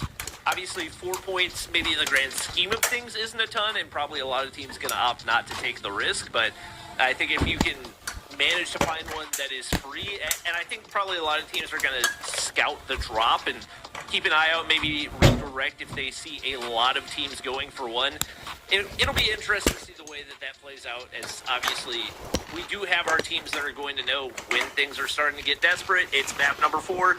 If you're sitting in 20th through 25th place, now's the time to start taking risks. Yeah. No, I think that's a really good shot, a really good read. Like, I think because of the amount of helicopters on the map, you're going to see some of these mini hot traps. But a classic Battle Royale strategy, you hear it from a lot of really good players out there, and a modicum of different Battle Royales. You see it here in COD Mobile Battle Royale as well. When you drop in, you can pause a little bit while you're on your wingsuit, look around and see, hey, is there a bunch of other people flying in with us? Maybe we think twice about this one. Maybe we back off and say, hey, never mind, let's swing over to a different drop. And again, without a hot drop, you don't have to land and then start running. You can just peel off in your wingsuit and say, nope, not worth it. Can't risk dying early, because that's one of the things that we talked about at the top of the show, Bobby. We are 3 games done and dusted. We've got 2 more to go. You don't have any more runway. You better be out in the air. Like, you better have already taken off on this leaderboard. If you're down near the bottom, you got to go for broke. You need a 45-some-odd point game that Slayer's team was able to pull off in the last one. Like, you need an absolute banger if you want to earn some cash today. Because, again, only top 8 teams getting paid out. Yeah, and that confidence can snowball really quickly. It only takes one good team fight to start to get the feel for the way that the lobby's going and turn that into an overall solid game, which could potentially change your team's direction in the tournament. At every level of competition, whether it's COD Mobile BR, COD Mobile Multiplayer, the momentum is everything. So we'll see what they can do as we get ready to head back into Blackout. If you guys haven't already, you can scan the code down below to download Call of Duty Mobile. And once again, if you're watching in-game, earn those free rewards. You can also hop in and play a couple games by scanning the code and grab some free secret caches. Lots of rewards to unlock today. My goat, Bobby, great shout. As a reminder, you do have to scan the code, then play the 5 games. Saw a couple people in chat asking about it. Scan the QR code on your screen right now, then play those 5 games. You can't just drop in and play 5 games to get your rewards. But you can just hop into the game and watch, like Bobby said.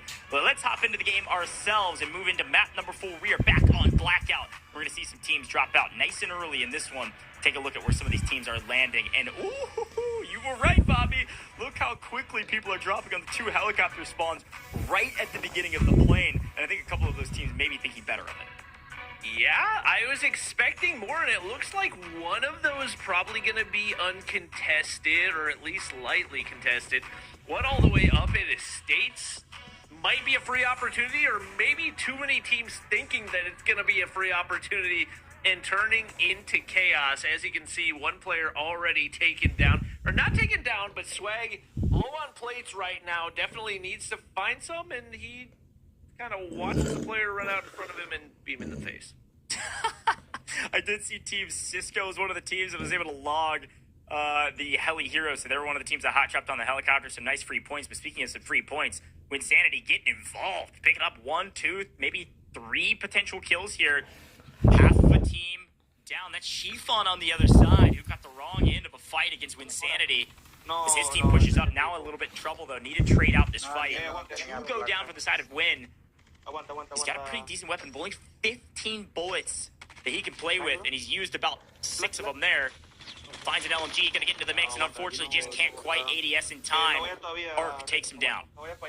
Greg's still alive, but no tags in hand. That puts them in a rough spot. They've had a good performance so far in this one, but really need to bounce back. It seems like Jacob going for a swim. Says, don't mind me.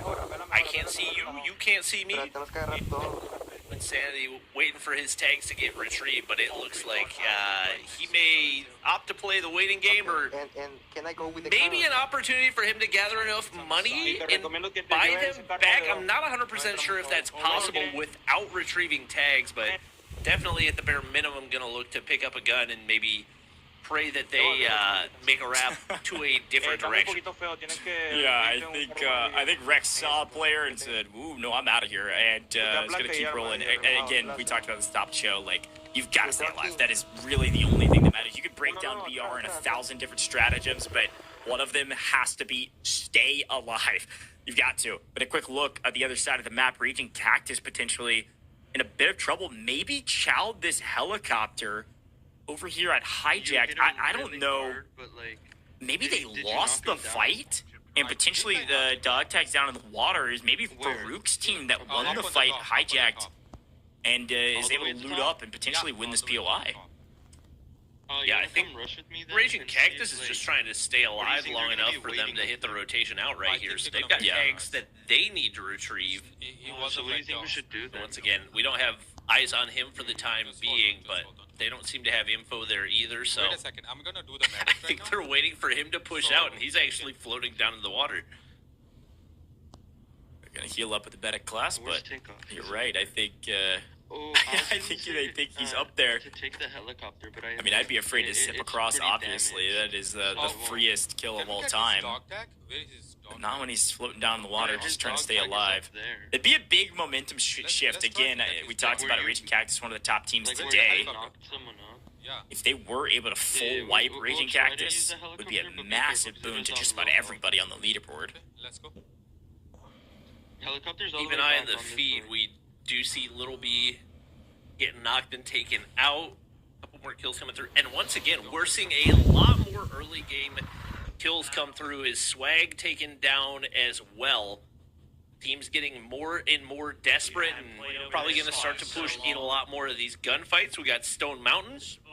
We know he's high on the scoreboard. We don't know if he's in the #1 spot as of yet, but they're definitely looking to build on what they've been able to do so far. Yes, It's kind of sick. Looks like they got all 4 players up and a lot of real estate to be able to loot up.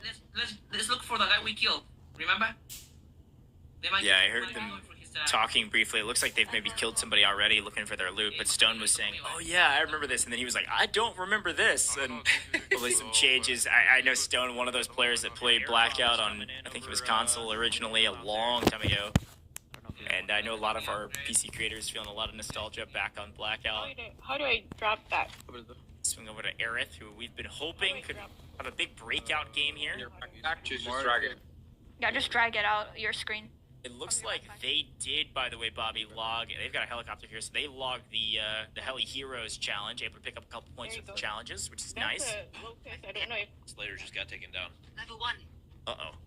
On a vehicle explosion. I don't know if that was a full team wipe, but I would imagine anybody in the lobby that's got eyes on the scoreboard has to be happy about that one. We'll have to see whether or not that was everybody, but I just noticed that, and that could have huge repercussions for the rest of this event. Back in the helicopter we go, a decent way to rotate, but the only problem with the helicopter is that you can get shot out of it pretty easily if you're not flying way up in the sky. I got a long range 30%. I was seeing some conversation around favorite shotguns in BR, Bobby, and I'm thinking Jack 12 is what most people would say. What do you think about a shotgun in BR? Jack 12 is a good shotgun if you have bad aim. Okay, so that makes more sense because I was watching some of our creators stream and they were asking, hey, what should I use? And everybody was like, Jack 12, Jack 12, Jack 12. Yeah, so Jack 12 is like the spam shotgun. It looks like Slayer and his squad are alive. Nothing to worry about there. Jack 12 is the shotgun that you can just spam out, and even if you miss 7 shots, still get a kill. The majority of pro players will go by 15 or HSO or sometimes KRM. By 15, definitely going to be the ground loot shotgun of choice as far as pro players and what is available, but the best one-tap shotguns in the game, definitely the HSO, the by 15, and the KRM. Although we have seen a decent number of people rocking HS 2126 customs as well, which I was not expecting. Yeah. Good shout. That makes a lot more sense. The creators were the ones asking, so all that is checking out. Some of our creators really talented, some a little bit newer to the COD Mobile BR and having fun playing. Looks like not having a lot of fun in this map, or at least not having a lot of success. Shifon's team down to 1. Yet again, I still tip my hat to these solos that are able to make it out of these quad encounters and stay alive and relocate, potentially pick up their teammates. Another solo last alive, and having to rotate without a vehicle is brutal. A little bit of an interesting smoke bomber throw. I feel like there's more risk of giving away your location, but it seems like he knows there's a team up ahead that he's going to have to contest with. Yeah, the smoke bomber is a disrupt class, so I think the passive is that if you do activate your skill, you have some movement speed for a little while. I think he was just trying to get to zone. No ven a mí, no ven a mí, no ven a mí. Oh. Bro, move. Team on us if you guys can get to us. Back on Team Noah. Big performance last game. Trying to build on it. No kills for him so far, but once again, seems like they have a pretty good idea of what they're working against.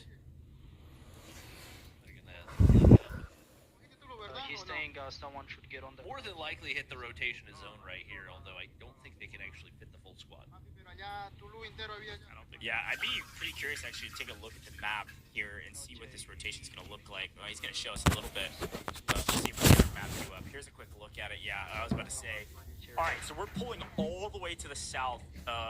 Fracking tower is probably we're going to end up maybe out in the open between the two.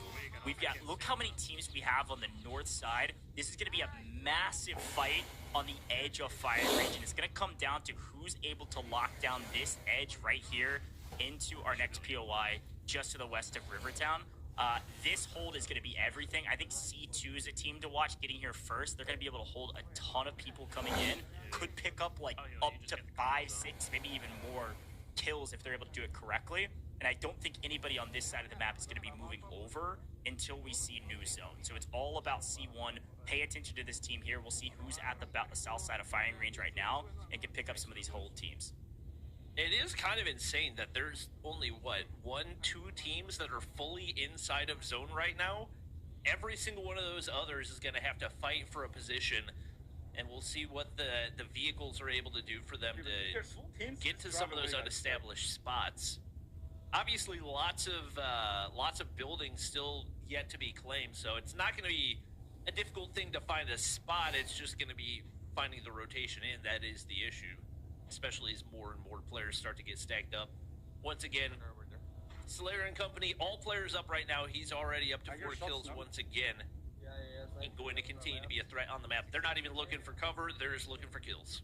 You have shield? Yeah, they're way out here on the edge of zone. They went all the way down to the south side of Fracking Tower, jump out, trying to get the advantage, and woo, okay. Getting a little aggressive, in trouble, helping out his teammate, picks up 1. Where's the second? Doesn't look like a full team of 4. They're able to pick up Rolex. 1 down, 1 deep in outside of the safe zone. A nice pickup here. Again, like you said, hunting edge of gas, hunting for kills. All they want are these eliminations. And again, a really smart strategy to rotate to the short side of the zone, be able to play this south side. We saw the map. We know how many teams are on the north side. You pick up a couple teams on the south side, and you've got a really important part of this zone fully locked down by yourself. You get info on the nade going through. It's actually Worry that gets the knock, and shots not connecting. Snowboard tough to hit. Slayer does not find a lot of value off of that one. Go back to zone, guys. Go back. They will be able to clean things up, though. Nothing to work with as far as vehicles to rotate, but for the time being, Zone not ticking too hard. Lucky Shamu picking up a kill right there, or at least able to finish one off. Saw his team with a big performance, and once again looking a little more comfortable on the mobile device. You can kill. Lucky, he's inside. In the last one. No, wait. Aerith and her squad on the inside of the building. I think the teammates are like, nope, you don't need to fight it. Not worth it right here. Especially when you got 2 players that are about to be revived. No need to take the risk. He's got the misdirection class. He can wait that out, and at least one of them already back. It looks like Team Noah, or Team Noah Sunday, not too far away as well. Yeah. Just a quick look, by the way, our leaderboard is fully updated, and whew, wow, Stone Mountain's team is as strong as it was showing, just not the team at the top. By 1 point? Are you kidding me? Team Slayer in first at 100 total points. This is after game 3, not taking into account anything happening in the game 4. So a lot going on right now. 99 for Stone Mountain, 100 for Slayer. They're at the top, but the gap is razor thin. You were talking about how 5 points of logging that Butcher challenge could make a difference, and it makes a massive difference. That's $16,000 for first, and I think 5 points was the spread between first and third, which is an $8,000 spread. Looking at the feed, I think Parker the Slayer may have just had a squad wipe. He got at least 2 players down right there, so haven't gotten to see his POV a ton so far in this one, but once again, somebody to keep your eye on. Be careful with the SMRS. Got Stone Mountain, who's I did not expect him to have a big performance like this, let alone be within 2 points of the lead. So obviously he's been able to pick up some solid teammates, but I know he's got a good bit of experience on mobile as well, and more than likely playing a role in his ability to call things out got that battle royale experience and continuing to stay alive for those end games. We saw Rolex die on screen, but it's Justice and Nasta, two teammates still alive, battling inside of this building. Not in zone though, so they're trying to play this outside of zone, pick up these kills, and potentially rotate in. You can see a couple players off in the distance now swinging up onto the building. Great movement. Flying and frying, but trying to figure out now what do we do. This is the problem playing edge of zone, and maybe just getting caught edge of zone. Getting to new is so difficult. We got one player already flying back in, but now only. Oh no, not flying back in. Already taken down. One player remains. 3 tanks to be picked up, and looks like he's not even going to bother. He's got a pretty solid spot to try to play for some positioning and see if maybe you can play for placement right there. And I think especially with it closing in on fracking tower, that's going to be one of your better chances to do it as a solo. Yeah, this is going to be a really interesting end zone. There's going to be a lot of folks that can stay alive inside of fracking. It's just a big enough POI to support a lot of folks. But, okay, we're doing tricks out there. Noah Sunday trying to fly and fry. It looks like, I think a medic was laid down on the other side, was able to soak up a decent amount of the damage he was throwing down range. Another player was on a, I want to say it was a snowboard doing flip. But they've got this hold pretty nicely. They don't have to move. They've got a nice visual cover here with this rock and this lip. This is just a waiting game. You don't want to overextend like some of the other teams have on main. Playing this pretty well, nice and patient. They're probably going to snowboard down the hill. Yeah, they've got really good positioning right here. It looks like Zone's going to put up right next to them, and unfortunately, that is going to put that rock out of zone, but lots of alternative places for cover with those trees in the surrounding area. They get a defender thrown down as well, and they're chilling on high ground, but the tougher thing is going to be finding rotation. They're about as far as can be from fracking right here. Making that rotation down the hill, not going to be an easy task. Still 40 players alive. But one by one, we're starting to see some of them drop the zone. Yeah, it's about to get really chaotic here because I think there's several teams. If we can take a quick look at the map, I'd love to see how many teams have made it to fracking and are now going to have to pull out of the main condensed pieces of cover into fracking. You're kind of out in the open in these ancillary buildings. I think there's several teams besides just Jacob Gaming's team one is out here. We'll swap between a couple of them at the very least. Again, this is such a good play by Slayer. Reminder, he came down to the south side of fracking a while ago, wiped the edge, and has been playing the south side, the short side of the zone, for the last 5 minutes or so. They're able to have all 4 alive, inside of cover, on edge of zone, and able to pick one up in transition. That's his 7th. There's a reason this team is at the top. And here's a quick look at the map. I knew there's going to be a lot of teams here. It looks like, I want to say 3 or 4 inside of fracking, but it's this left side that I am worried about. A lot of folks already down. Noah Sunday, Bella Fox, Farouk's teams. This side of the map is utter chaos. A lot of dog tags and a lot of teams still alive, but it is absolute chaos as they're trying to rotate into new. The teams that rotated early are going to get paid. It's the team on your screen, Slayer Squad, who's in a really good position to potentially win it all again here, Bobby. Yeah, and once again, surprising that so many teams have waited this long, especially with the amount of different mobility tactics that you have. I think maybe teams a little more focused on farming those rotation kills, but definitely a lot more risky, especially when you could potentially set up inside zone and get just as many kills. It looks like Noah's going to be able to pick up another one. Even inside the vehicle, just hitting absolute beams. Only his 2nd kill of the match, but they've got all 4 players alive right now. That's most important, although they're going to just kind of stop in no man's land right here. Vehicle doesn't make for a great source of cover as it's going to be set to explode. Fortunately for them, it will stay intact for the time being, but not a great position right here, especially with teams starting to get set up inside of zone. Yeah, this is that side of the zone I was talking about as utter chaos. They're wiping teams left, right, and center on the outside of zone, but now continuing to pull closer and closer into the interior of these ancillary buildings of fracking. They got to move. What do you call this? They're able to do so thus far, but I mean, maybe if you move into these shipping containers. Here's a quick look at our free cam, and several teams, 1, 2, 3, 4 teams all in this area. This is the north side of the zone. Trying to play around these silos. just playing for placement. As a reminder, placement points on the board, so even if you're a solo, just trying to stay alive for a moment is huge. Nice find up top, able to crack one. If he goes down there, I don't know if we can get Parker the Slayer's POV, but I saw him just prone next to this building. I don't know. Okay, there he is. He's gonna get spotted out right there, and Dino takes him down, and just kind of hiding in the wreckage of an exploded motorcycle right there. And Dino's gonna be able to spot out another and hits the transfer onto Codeine.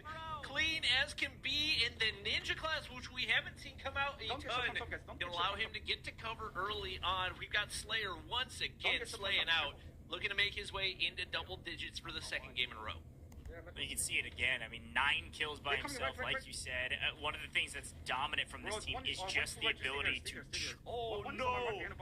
Hyping him up, they lose 1, still in a pretty good position. Take a look at this overhead view. We've got a solo with Rosalty on the right side, just playing for placement. Reminder, top 5 is going to be those high-level placement points. You're getting 10 points. All 5 of these teams getting those points. Now it's about playing for the win. And, of course, with player advantage, Slayer is gone, but his teammates alive. It's a full team almost with 3 players around this defender's shield. It's a big opportunity to win. Right now, they need to stay patient. You can't get too antsy. You're in a really good spot in the zone. You can play with this wall on your right. You want the teams to fight each other. The kills aren't quite as important as those extra 5 placement points to win this map.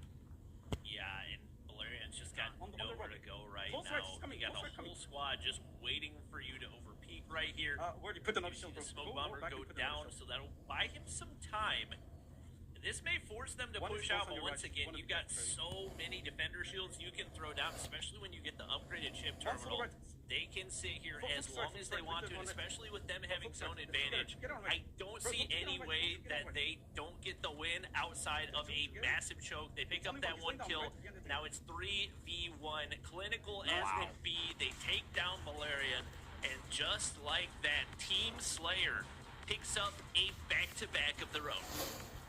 Wow, we've had 4 maps, but only 2 winners. Raging Cactus picks up map 1 and 2, and it's Team Slayer picking up map 3 and 4. Doesn't matter what the map looks like, what it's called, they're gonna get a victory on it. And again, it comes down to the game IQ, the rotations they've made to move to the south side of Fracking Tower, hoping or at least having a decent understanding that if it does pull here, we need a power position early. They get it, they play inside the buildings, and then as the zone creeps a little bit further to the ancillary buildings of Fracking Tower, they're still able to play the short side, and they know they've already cleared out everybody behind them, and so because of that, they're able to get the win.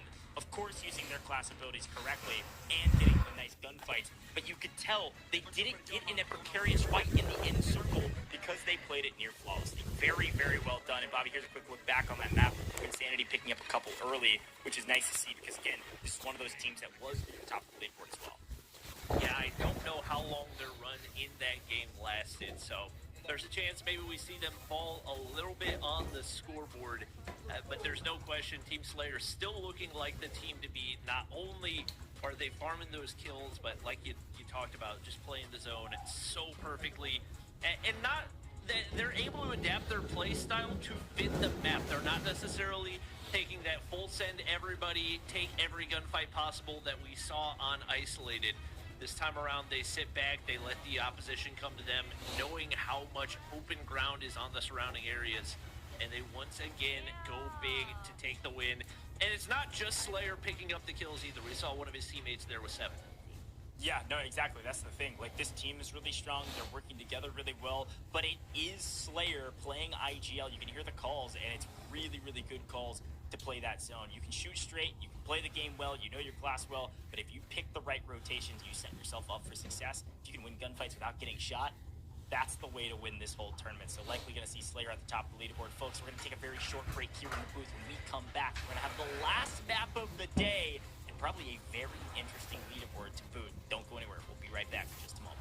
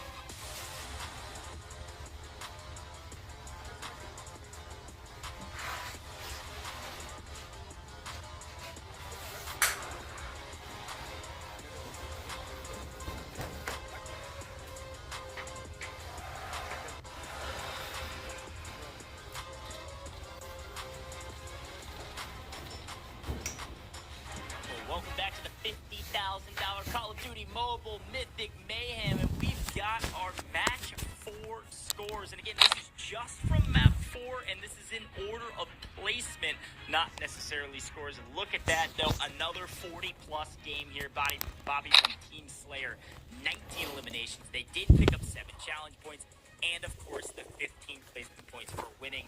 41 points is nobody's even close on this first page. Yeah, you might have made it to top 5, but did you have a lot of kills? No, was Sunday picking up a pretty decent game? 41. Yeah, no question about it. They're just on a different level from everybody else. And we see, especially with a subpar, at least relative to what they have been doing so far, performance for Raging Cactus, that's got to put Slayer and his squad pretty convincingly in that #1 spot. Obviously, Stone Mountain and company performing well right there, but not as well as they needed to. And really, nobody performed as well as they needed to be able to catch up to Slayer and his squad. So, yeah, going down the leaderboard, Lucky Shamu and Rolex, both a solid game right there, but looking like it drops off pretty heavily after those first 14 spots. Yeah, it was interesting to see some of our top teams continue to stay in the top, but this is one that, if correct, I think it is, because we saw how brutal of a start they had. Team Raging Cactus, a team that was up there inside the top 5. They win 2 maps, and then they drop a donut on May. No way. That's crazy. And you called it out perfectly, though, Bobby. You said there's probably going to be some micro hot drops here on some of these helicopters because of our challenges. And I think Team Raging Cactus went for one, and they utterly lost. And that one's going to hurt them desperately on the leaderboard. Let's take a look at the overall rankings and see where everybody's at. And Team Raging Cactus barely with Team Rolex right behind. Top 8. This page getting paid out, though. We were worried about Erin. She's on the page right now. If she can maintain a spot, they're going to be walking away with at least a little bit of cash. But look at this gigantic lead here from Team Slayer. Nearly 20 points, 18-point lead over Team Stone Mountain going into the next map. And then there's a big drop-off from Stone Mountain down to Team Winsanity. I was going to go ahead and say Team Erin are challenge point merchants because 46 of their 66 are from challenge points, but at the end of the day, points are points, and they have found a way into top 8. Honestly, one of the craziest things, Slayer is the only COD mobile creator that is inside the top 4 right now. Everybody else from a different game or a different platform. And we're seeing a lot of those COD mobile creators struggling so far in this one. Obviously, Noah and company making their way up after a slow start. They've definitely climbed a good bit, and if they can maintain that momentum, should be able to crack their way into top 8. A lot of COD mobile creators on the border of making it into one of those top spots. Obviously, eyes on Parker the Slayer. I mean, you've only got 6 points separating team number 9 and team number 13. Yeah, I think it's a really good shout. A ton of folks still knocking at the door and potentially earning a bit of cash. Even a couple teams on this list, if they can really pop off in one good game, the last game of the day, there's a chance that they're making some cash today. As a reminder, $50,000 on the line. Yes, $16,000 for first, but 8th place still walking away with $1,000 for your team. It's $250 a piece. That's a great day in the office, if you ask me. So some of these teams drop a big pop-off game. Big opportunity to still make some cash. Let's take a look at our maps, though, and as a reminder of our winners, we've played 4, but only 2 different winners. Team Raging Cactus winning the first 2, and then Team Slayer winning the next 2. So who's going to win the last one? There can only be one victor, and who knows? Maybe it's a totally different team. Maybe it's Team Stone Mountain. They're able to snag the victory of the map and the overall competition. It's absolutely possible. Only time will tell, but we are headed back to Isolated, and we've done all the learning that we can, Bobby. There's no more chemistry building. This is putting everything that you've been working on into practice. The last map of the day. So you talked about Aerith being a challenge merchant. Let's take a look at what challenges she could potentially grab in this one. Last challenges of the day. Total of 17 points on the board that you can grab. This is the most of the day as well. These could be pretty huge. We do have a hot drop in this game.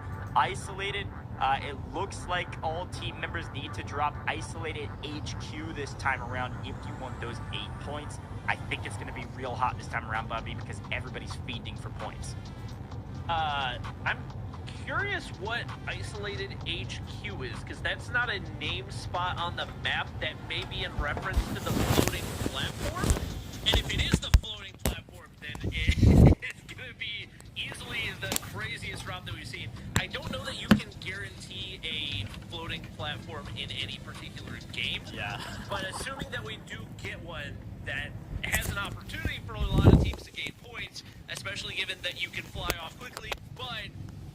dense area, so if somebody gets a gun before you, you are in deep doo-doo.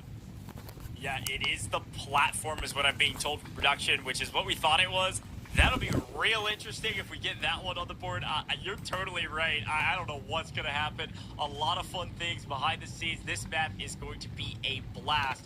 But I think we've got a little extra special something. Maybe a partnership? COD Mobile is pairing up with a very unique group of folks out there that maybe you've heard of. Let's take a quick look.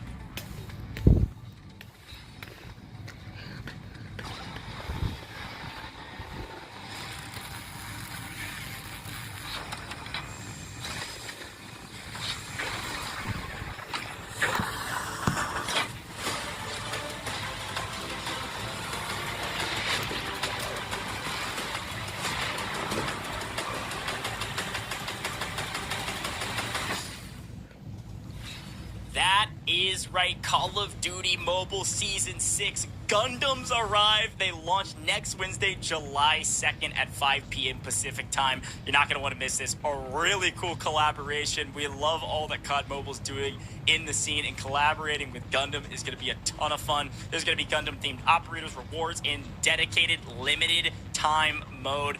4v4 mech-style combat in all-new Gundam Team Deathmatch mode. This is going to be a blast, so make sure you check it out. Again, it launches next Wednesday, July 2nd, and I think there's a big exclusive trailer dropping this Friday, June 27th. You're not going to want to miss as well. So operators, TDM, Bobby, this is going to be a blast whenever it drops here in only about a little over a week. Yeah, this is honestly the most excited I've been for a new season in a long time. I think it's the first time we've ever had an entire season themed around a collaboration, and really COD Mobile just started ramping up collaborations with these other brands in the past year, so it's been really cool to see the amount of different content and opportunities that we've had to unlock things, especially for free-to-play players that maybe don't have as much money to spend on the game. There's been tons of free skins that you can grind out for as well, so really looking forward to that one, and I am pumped to see the Battle Pass. Probably the most excited I've been specifically for a Battle Pass, because I have no idea what to expect. Yeah, I want to remind everybody at home to make sure you follow the official Call of Duty Mobile social channels to check out more about this amazing collaboration. And you can check out the blog at callofduty.com/blog to find out more information about everything going on in COD Mobile and this Gundam collaboration. It's going to be a ton of fun. Again, that trailer drops Friday, and then in a week's time is when Season 6 Gundams arrive. So check it out for sure, and check out that blog for a lot more info about what you can expect. 4v4 mech-style combat, come on. That's sick. But anyways, great collaborations, a great tournament thus far. And Bobby, we've got one more game to play. I'm so pumped about it. Back to Isolated. And if we've got that platform to hot drop on, I think you're right. Talk about some mythic mayhem, my goodness. But as we swing over to Isolated yet again, I do want to remind everybody at home, this is your last chance to earn some rewards. You can just watch this last map that we're about to play in-game. Open up COD Mobile right now. Click this yellow symbol that you see on your screen, and you'll be able to pull up the screen while you're actually in that app. And if you do, you just watch for 15 minutes. This map will take a little bit longer than that. You'll earn some rewards. Pretty simple, right? Go check it out right now. Open up the game. If you don't have the game, go download it right now. COD Mobile is a ton of fun. Whether you're playing multiplayer or you're playing Battle Royale, it's a dang good time. And who knows, maybe there's more events like this in the future with open qualifiers. These players, just like you, watching a show, watching a stream, paying attention to socials, and then now have a chance to play on said stream. But $50,000 on the line and one map to go, Bobby. It is about that time, the last map of the day, and I am so excited to see potentially this hot drop, or at the very least where these teams end up landing. Yeah, we'll take a look at the map in a second right here. We got POV of Team Noah Sunday, who have gradually climbed their way up, and there it is, smack dab in between Bus Station and Sakura. We've got the platform, aka Isolated HQ. I'm expecting anybody that's below 15th in the standings instantly sending it there and at least trying to hop on and instantly hop off for those free points. We'll see how many teams are going to commit to it right here, as it looks like probably 75% of the map is on the way. Hey, 8 points could win or lose you $1,000+, so why not? This is going to be utter chaos as expected. And oh my gosh, goodness. Again, this is what we thought, though. This is what Raging Cactus did. You land and then you leave. You don't have to stay if you don't want to. You don't have to land. Fox missed it. That means you don't. I don't think you can log the points. All 4 of your members on your team have to land on it. I think you're right. I think Bella totally whiffed the platform, and I don't think they're going to get the points for it. But you can tell 75% of the lobby landed here, and I think 75% of the people that landed there left immediately. Yeah, it looks like she's going to hop up to make sure that they get credit for it, but not going to bother to pick up Cod Ninja's tags, at least not yet. Probably the right decision. Would certainly be a substantial risk, and one other player knocked pretty close by, could potentially get that res. And likely discussing what the best point of approach is right here as players hop on down, and it is just pure carnage right here. 17 players already dead. No, Bill, go for my dog tag. Let him get that one. Go to the dog tag. The platform. Okay. Yeah, get the dog tag and say spot, scan it. Go. Nearly done. Okay, scan it right away. Well, we got some good comms from the team trying to lay some orders down about dividing and conquering, potentially picking up some of these dog tags. No, don't matter. Just scan. We need those points. Scan. And it looks like she's pretty much uncontested up here, so she hops up. It's the revive and should be able to get some loot as well. I don't know how much is going to remain, and maybe a little too confident in how open the platform was. Probably could have hopped down before going for the scan. Maybe a bit of a misplay as the, I think...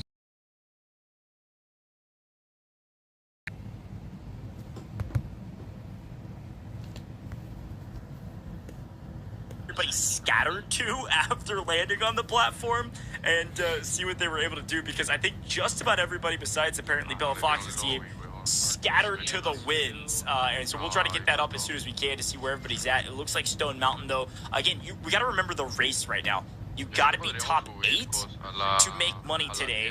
We've got a pretty big gap between first and second. This is your second place team currently, and a decent gap between second and third. But third all the way down to 8, pretty close. 8 all the way down to like 14th, very close, like a 6-point spread. So there's a lot of races right now for any bit of cash, and this leaderboard could totally be turned on its head for the most part at the end of this game. Little B and his squad have certainly surprised a lot of people so far in this one. All staying together. Once again, I think the biggest factor in the majority of this has been team chemistry. You got one player like Slayer who's maybe capable of carrying an entire squad, but for a lot of these guys, it's just about the way that they play together. As I say that, Little B completely splits from his squad, but looking relatively uncontested over at Sakura, and looking like they will be able to continue to loot up as they look to maybe make a play to buy a loadout or some other upgrades at one of these buy stations. Yeah, as a reminder too, buy stations, a new value add to the game. Fire sales also included, which is anytime you see a fire sale active, that's going to be a 30% discount on that buy station. So you can do a little bit of the math, but I got a bit for you. A revival coin, usually 15,000, now 10,500. Self-revive kit, usually 6,000, now 4,200, and so on and so forth. So 30% actually pretty significant when you think about it, especially in the early game. But it looks like Team Jacob Gaming is trying to figure out how they're going to address this one. As a reminder, one of the challenges was to kill somebody while you were in a vehicle, while it was driving and you're in the passenger seat. And I wonder if maybe they've already logged that one. It looks like they were, as drive-by is about to expire. And I want to say 3 teams have been able to log it already. Bella Fox trying to get away right here as Cod Ninja finds one, but she's going to get taken down again. Rough map, but you're alive, and that's all that matters. It looks like Cod Ninja is just going to work on these squads, and now the last hope for them is they look to stay alive in this one. Obviously a dominant map one, but that was largely at the hands of Cod Ninja clutching up solo. He's going to have to do the same here, and it looks like he's going to be able to get at least one tag. Ooh, but Dino was able to pick up Cod Ninja. That might be... I think he was able to maybe... It looked like a wipe, but I don't think we got the UI up there. He might have gotten a scan off. Might not be a full squad wipe. We'll see. We'll see if we can check back in a little bit. But 73 players on the map currently, and it looks like Dino's already got 4 kills. So a great start here for Jacob Gaming. Yep. And they were able to get scans on both of those players, so they're chilling for the time being. We do have 73 players alive, so despite the crazy start that we had with that platform hot drop, hasn't resulted in a ton of carnage since. With that being the case, there's a lot of players in need of rotation right here, especially with how far that zone is pulling to the south. Yeah, it looks like 2 teams still grouped up together up on that north side of the map as well. Wins in the middle of an engagement. Does get knocked, but the trades are there. Once again, his team, one of those in the top spots in this one so far, with an opportunity to continue to climb even further. Yeah, and again, wins right here in launch base on the south side on this side. So I'll be really curious to see where the zone ends up pulling. I'm actually thinking that we might go all the way down to estate or maybe over into military where there's basically nobody. Look how many teams are on the north side of the map having to all rotate down. I think the biggest and most difficult rotation is going to be getting through some of these teams that decide to hold launch base, decide to hold farm, maybe hold here at crash site. These are going to be big holds, and again, yet again, we say this every single time, the teams that get here early are going to get paid in kind. All right, yeah, there's a lot of wide open loadout drops in the middle of the zone as well, but it seems like we're at the point where everybody's so dead set on not taking any risks that they're just kind of allowing it to drop where it will, and we may see somebody end up capitalizing on it. No surprise to see that Team Slayer are one of the first to head toward those loadout drops, and I think that's a big reason why they've been able to be as dominant as they have, having that boost your accuracy, that boost your time to kill, on top of the fact that they're as confident as they are. And I think that confidence plays a role in their willingness to just full send it at a loadout drop and trust that they can win the gunfights on the way. So, struggling to get one more player into the vehicle, but they get that, and now they kind of have their pickings as to where they want to go inside zone, or if they want to just scan the edges like we've seen them do so many times before. Yeah, they might be good. Yeah, and as expected, it does. You can see a little bit of that preview. It has already shown us the new zone. It's going to be down around estate, like we were talking about. So it is going to be that hold on launch base that's going to be a really big boon for the teams rotating in. And we'll see who's able to make it to new in time. But here's a quick look at a team that is electing to use the buy station. Let's see what they decide to pick up here. They've got a ton of cash to utilize. Dame dinero, me falta. Ah, no, ya no se puede sacar. Medic. Nice. Yeah, and spend a little extra time at the buy station. Let's go ahead and throw the medic down and fill up some people. You can keep buying what you need. Raging Cactus, I believe all the captains got hooked up with as many mythics as they can handle, but maybe Raging Cactus forgot to set the default skin on his crate to the mythic, so rocking with the default for the time being. Players starting to drop a little bit more quickly. His team's getting more and more desperate for those points.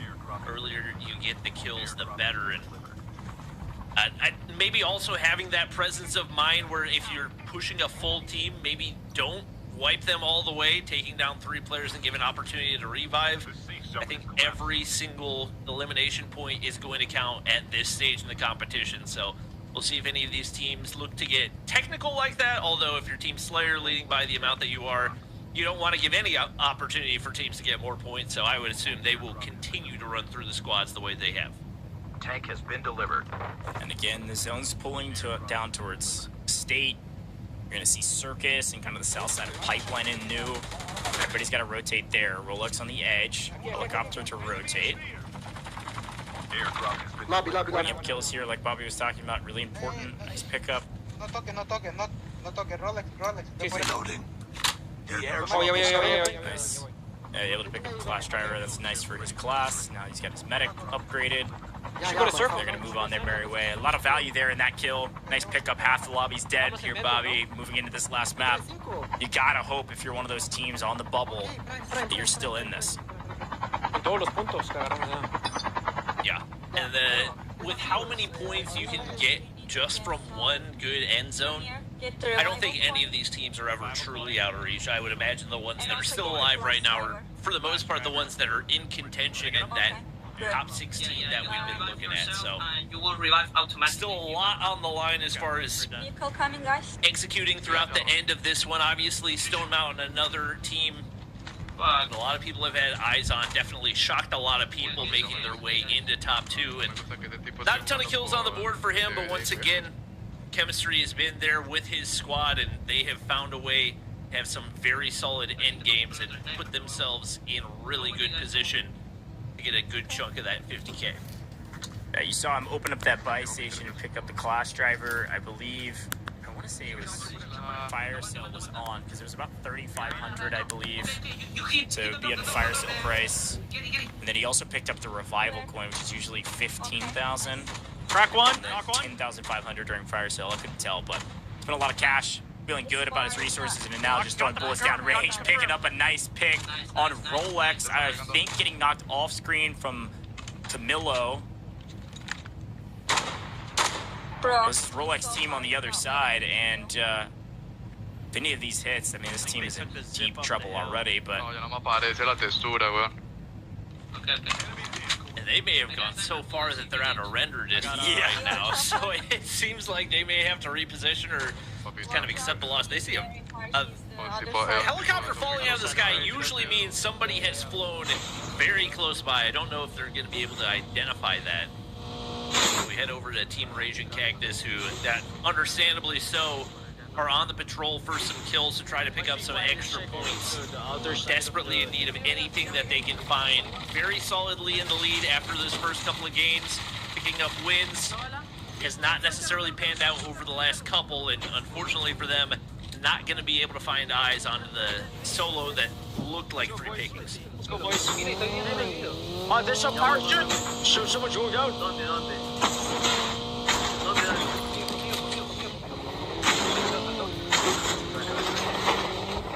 Well, single player trying to rotate in. Not today. Looks like maybe Iceman Isaac getting cut down, trying to rotate either with or without his team. Maybe he was the only remaining player at his team. I'm not sure, but let's take a look at another team having a good time up on top of high ground. Little B, really just playing zone here. He just knows that the kills were coming in game, and here's the opposite side of the coin. Winsanity playing edge of the zone, getting hyper aggressive.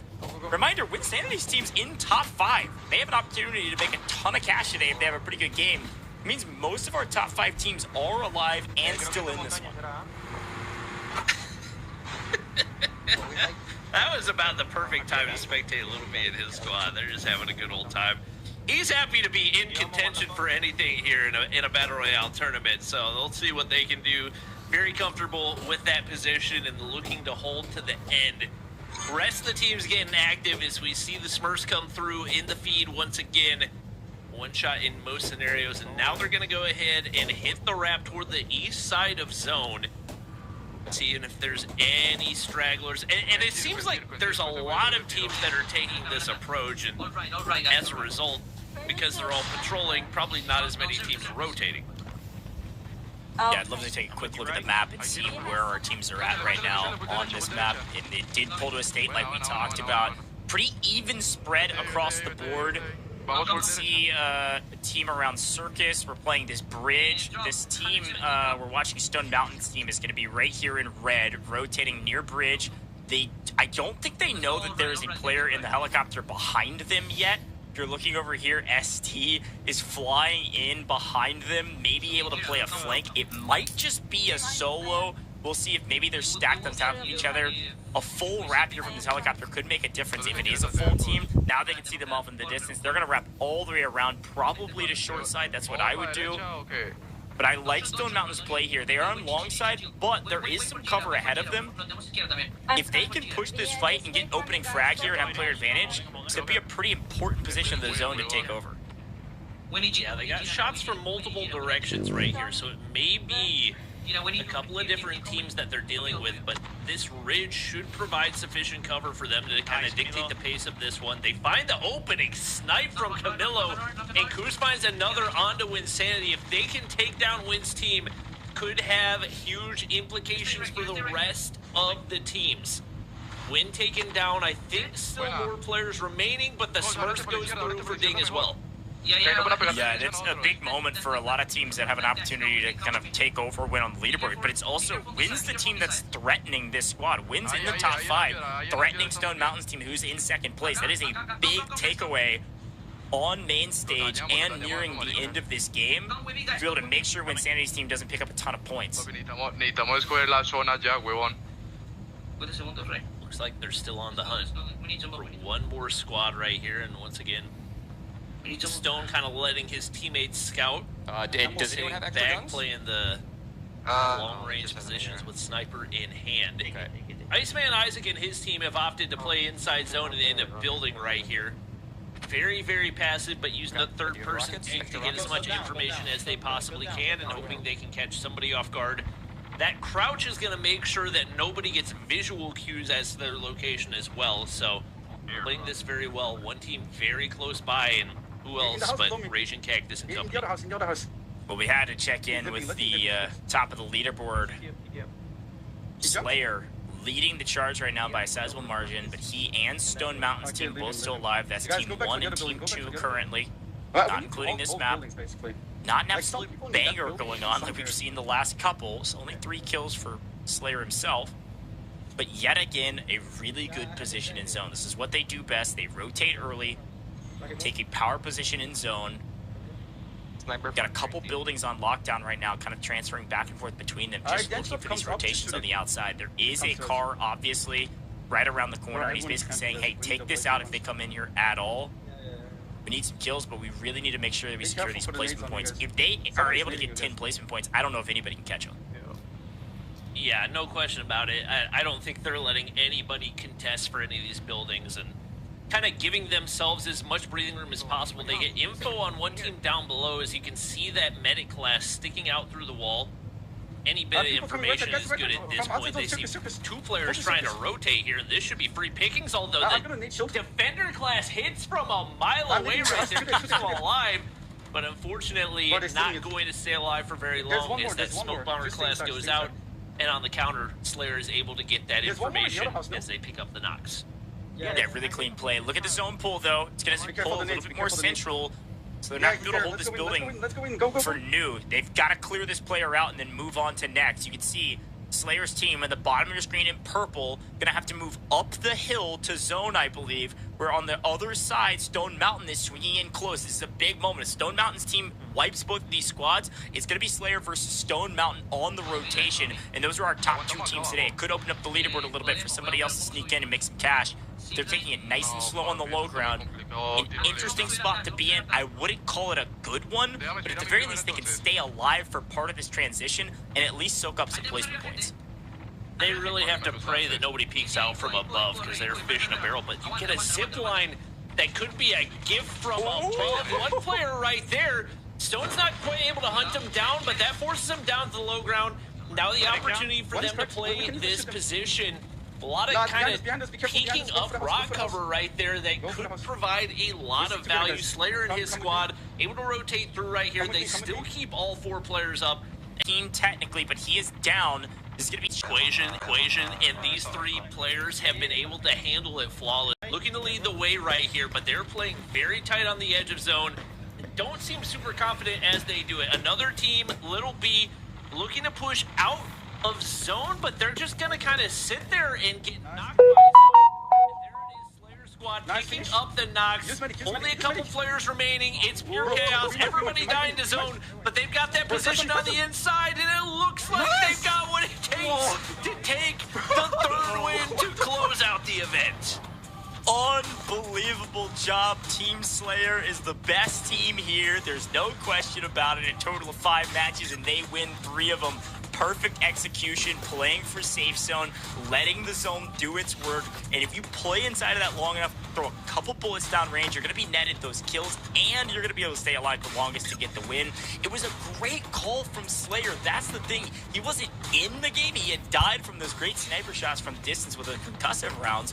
But then he was just IGLing it. It was maybe even a better spot for him because you saw his team. They were going to push up the hill into the building and play the high ground. I think they lose the game if they do that. Staying low like Slayer called them to do allowed them to skate around the backside, not get into fights that were going to be an issue, and be able to play zone a lot easier than their opponents. Perfect execution. Another great win. They're going to be at the top of the leaderboard. Only time will tell. The big question is who else is up there with them. Top 8 getting paid out, folks. And Iceman Isaac, they did make it to top 5. Let's take a quick look back on that one. It was utter chaos to start here, Bobby. We landed on the platform. Some of the folks ran away very quickly. Some folks got punished for staying. But overall, a great map regardless.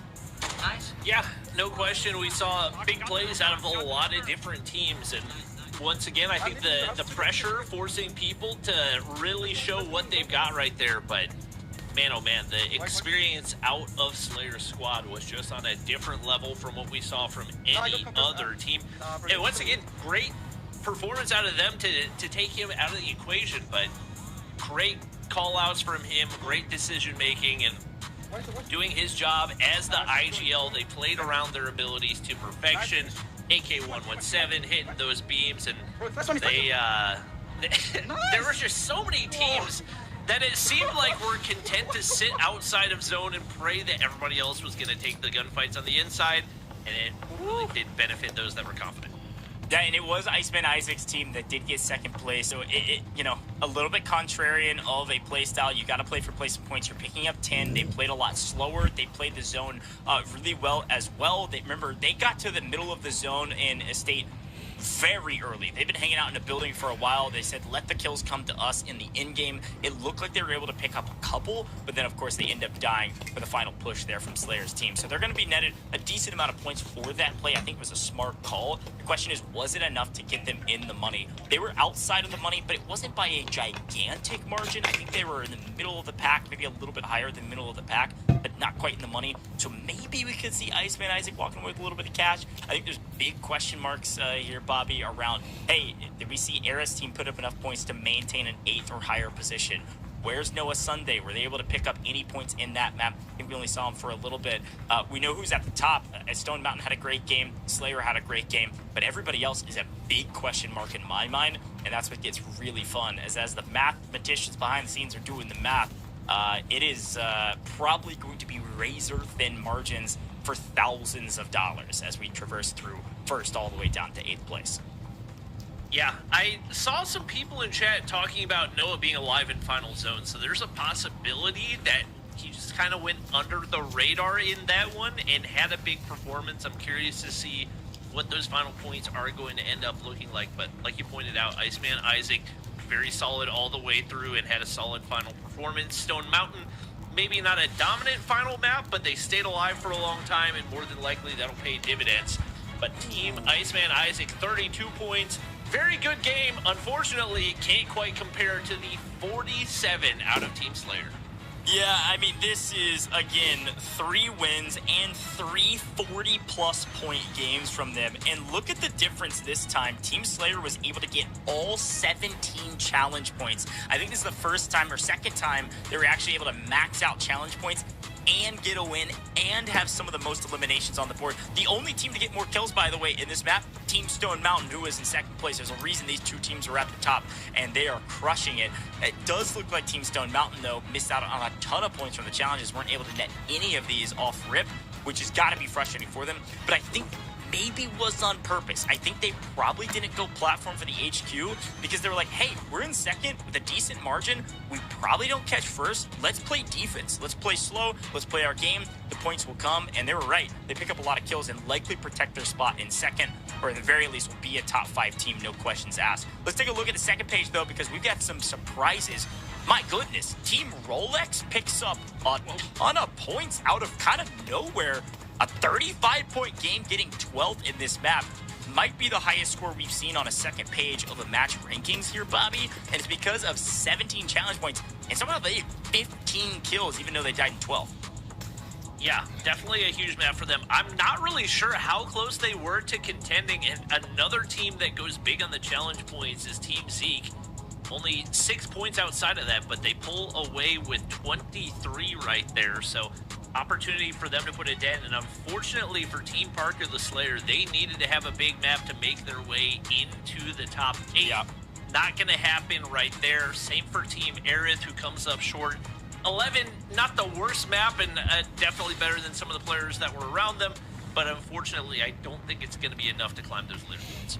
Yeah, I think that's a really good call. I think we'd likely see Aerith drop out of the top 8 just barely. And if I remember correctly, I think Rolex is one of those bubble teams, so I think it's very, very close. But folks, I'm getting word that we do have our champion, and I don't think it'll be a surprise. A big congratulations to our champion of the $50,000 Call of Duty Mobile Mythic Mayhem. It is Team Slayer, as expected.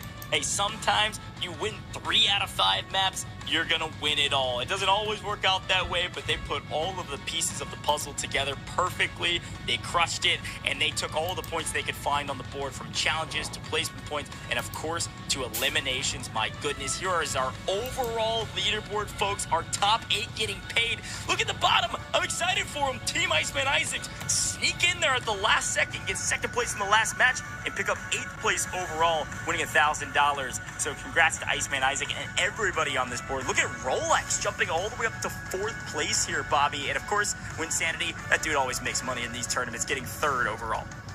Yeah, and once again, it's the non-COD Mobile endemic creators that are really going big in this one. Even Raging Cactus, I don't think plays COD Mobile much anymore. He never played BR in the first place, so it's really Slayer kind of alone at the top representing COD Mobile. And obviously props to our open qualifier community members, as they are, no question, playing a big role in what these teams were able to do. Stone Mountain coming out and surprising a lot of people, as he's not even a mobile endemic creator, and finishes in 2nd place. Not even doing it largely on the back of challenge points either. 68 elims, and unfortunately for Team Noah Sunday, they come up just short. Right on the bubble right there, and I think I'll only miss it by maybe 4 or 5 points. Yeah, a bummer for Noah, just barely missing out on a bit of cash. But here is the so close, not quite there page. You can see Noah Sunday, Little B, Cisco, Aerith, all very close to the overall leaderboard. And then, of course, we do have a bottom of the leaderboard. We do need to show them. We love them. We celebrate them. We thank them for being here. Unfortunately, not a great day in the office, but hopefully they still had a ton of fun. So good friends of mine on this list. Shout out to Repulse, 20th place overall, all good. Hey, look at their challenge points, though. They were grinding on the challenges. I can respect that big time. Here are all of our winners, though. These are the folks that won cash today. Of course, this cash is split between all 4 players, so big congratulations to Team Slayer, walking away with $4,000 apiece. And then all the way down, Stone Mountain's team, 10 grand, Insanity, 8,000, and then Iceman Isaac all the way down at the bottom for $1,000. Still $250 apiece. Still a great day in the office. And frankly, it all came on the back of that last game. So big congrats to them, playing smart, playing safe, and winning some cash. Yeah, they executed to perfection right there. So that was a blast to watch through and through. I really wasn't sure what to expect heading into that one. Obviously, we kind of knew who the winner of the overall match was going to be, but after that, it was question marks across the board, and very fun to have some out of the ordinary winners, as these events in the past have been maybe a tad predictable, with Noah winning all of them. So him not even top 8, probably catching a lot of people off guard. Yeah, it was really fun, and I think the challenge points were a really fun kind of wild card because they weren't necessary. The team at the top did not have the most challenge points on the board, but they did have a decent amount of them. The team at the top did have the most eliminations, I believe, and they, of course, did have the most placement points because they won 3 out of 5 maps, okay? So obviously a dominant team, but across the board, if you look all the way down that top 8, everybody earned their points in different ways. Again, these teams didn't practice. It was just, hey, we've got our captain and then these 3 individuals that qualified for this competition. Really cool stuff. But folks, before we close things out today, we gotta talk to the winner. Are you kidding me? We gotta get in the mind of the expert here in Call of Duty Mobile, Slayer, Battle Royale aficionado, my GOAT. You dominated today. I mean, I'm feeling good now. I'm feeling the best possible. The teammates clutching 3 rounds, it's just insane. W teammates, they did like a really big job. We practiced yesterday, and yeah, they just listened to everything, and we just managed to win everything. The start was a bit slow, but the end was great. 3 wins in a row. There's nothing I can ask more than that. Yeah, you guys did amazing. I was actually going to ask, do you feel like there was something that switched in between Game 2 and Game 3? Obviously, you guys weren't behind by a lot coming out of Game number 2, but it wasn't anything nearly as dominant as what you guys saw in the last 3 games. What do you feel like the biggest difference was? The biggest difference was one of my teammates, so Wordy, you guys saw he dropped also a really huge amount of kills. He told me to change class, so I went from Misdirection to Smoke Bomber, and that totally changed our gameplay.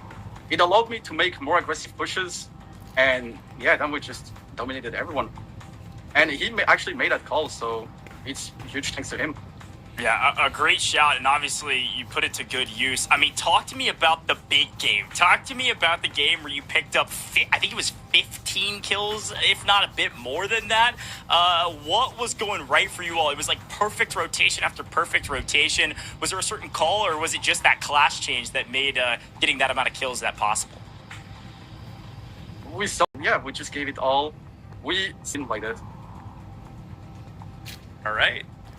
As far as the other teammates that you were playing with, are those people that you had played with before, or was it just kind of one day of practice and you guys felt like that was enough to really put you over top of the rest of the competition? So when they announced the teams, we instantly made a group and we just went to practice for 3 hours. So we practiced 3 hours, we checked every strat, we checked mainly like all the challenges. So you guys probably noticed we did a lot of challenge points.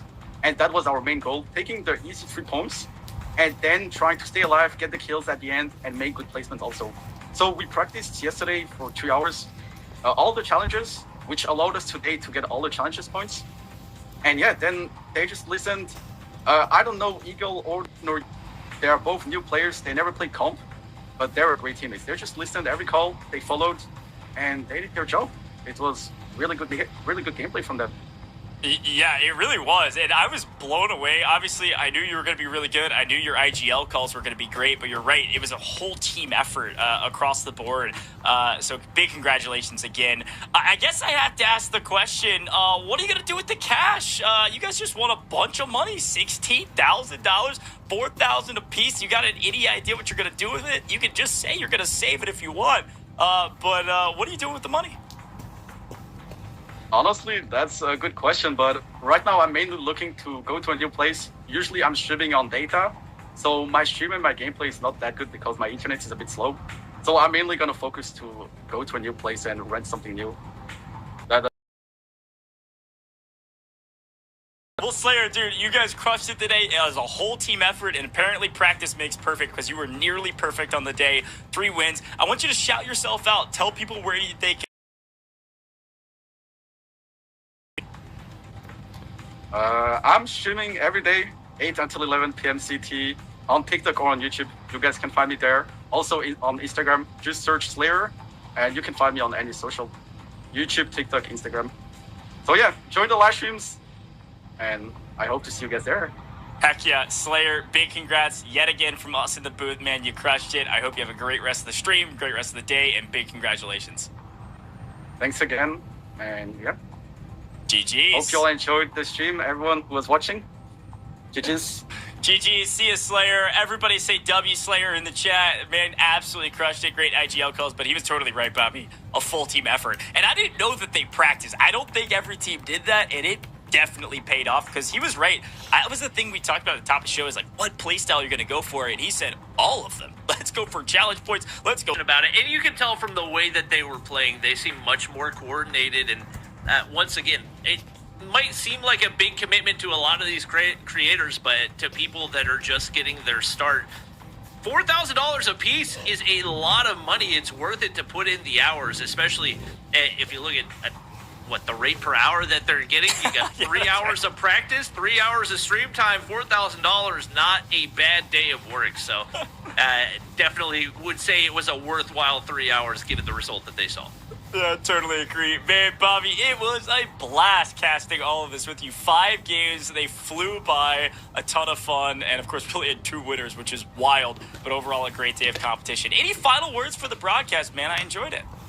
Hey, it was great casting with you. Looking forward to this season of COD Mobile. We got Gundams on the way, so should be one of the craziest seasons that we've had yet. Big shout out to COD Mobile for putting this together. Always love seeing competitive COD Mobile BR. And I know the community loves to see this type of thing as well. So hopefully we get more of this in the future. And it was good casting with you again. It's been a minute. Yeah, cheers, man. Great to see you as well. But folks at home, this is the worst part of the broadcast. I got to close things out. But before I do, I got to remind you, go drop a follow with all that COD Mobile has to offer. They've got socials. They've got every single one you can think of. And they've got updates on those socials, whether it's the blog, maybe it's X, Instagram, everything about the Gundam collab that's coming that Bobby was talking about. 4v4 mechs, come on. It's Team Deathmatch. It's going to be a lot of fun. You got to check it out. Go drop a follow on all major socials for future that maybe you could get involved on all things COD Mobile all day today. But as a quick reminder, we couldn't do it without you, the viewer. Thanks for tuning in. I'm looking forward to seeing you in the next COD Mobile broadcast. One shot. Yep. Knocked one. Yep, Nice. It's 2 down. Nice. 2 down. Perfect. Nice.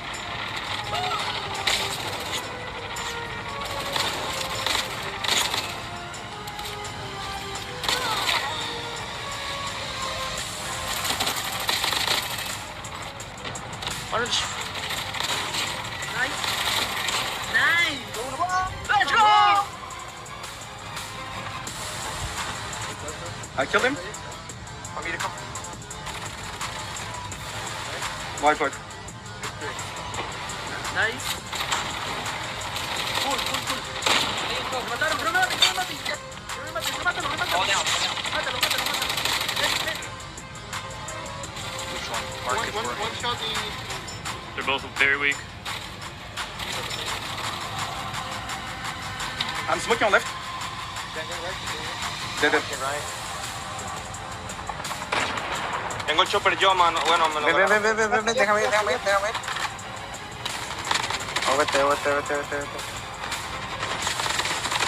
my god, he's weak. I can't see him though. Nice. People coming close to me. I killed one. Vehicle's dead. Great play. Another one down. He's insane. He's cracked.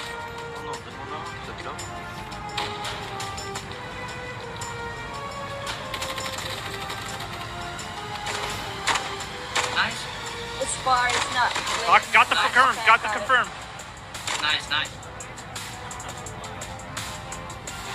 I'm done, I think.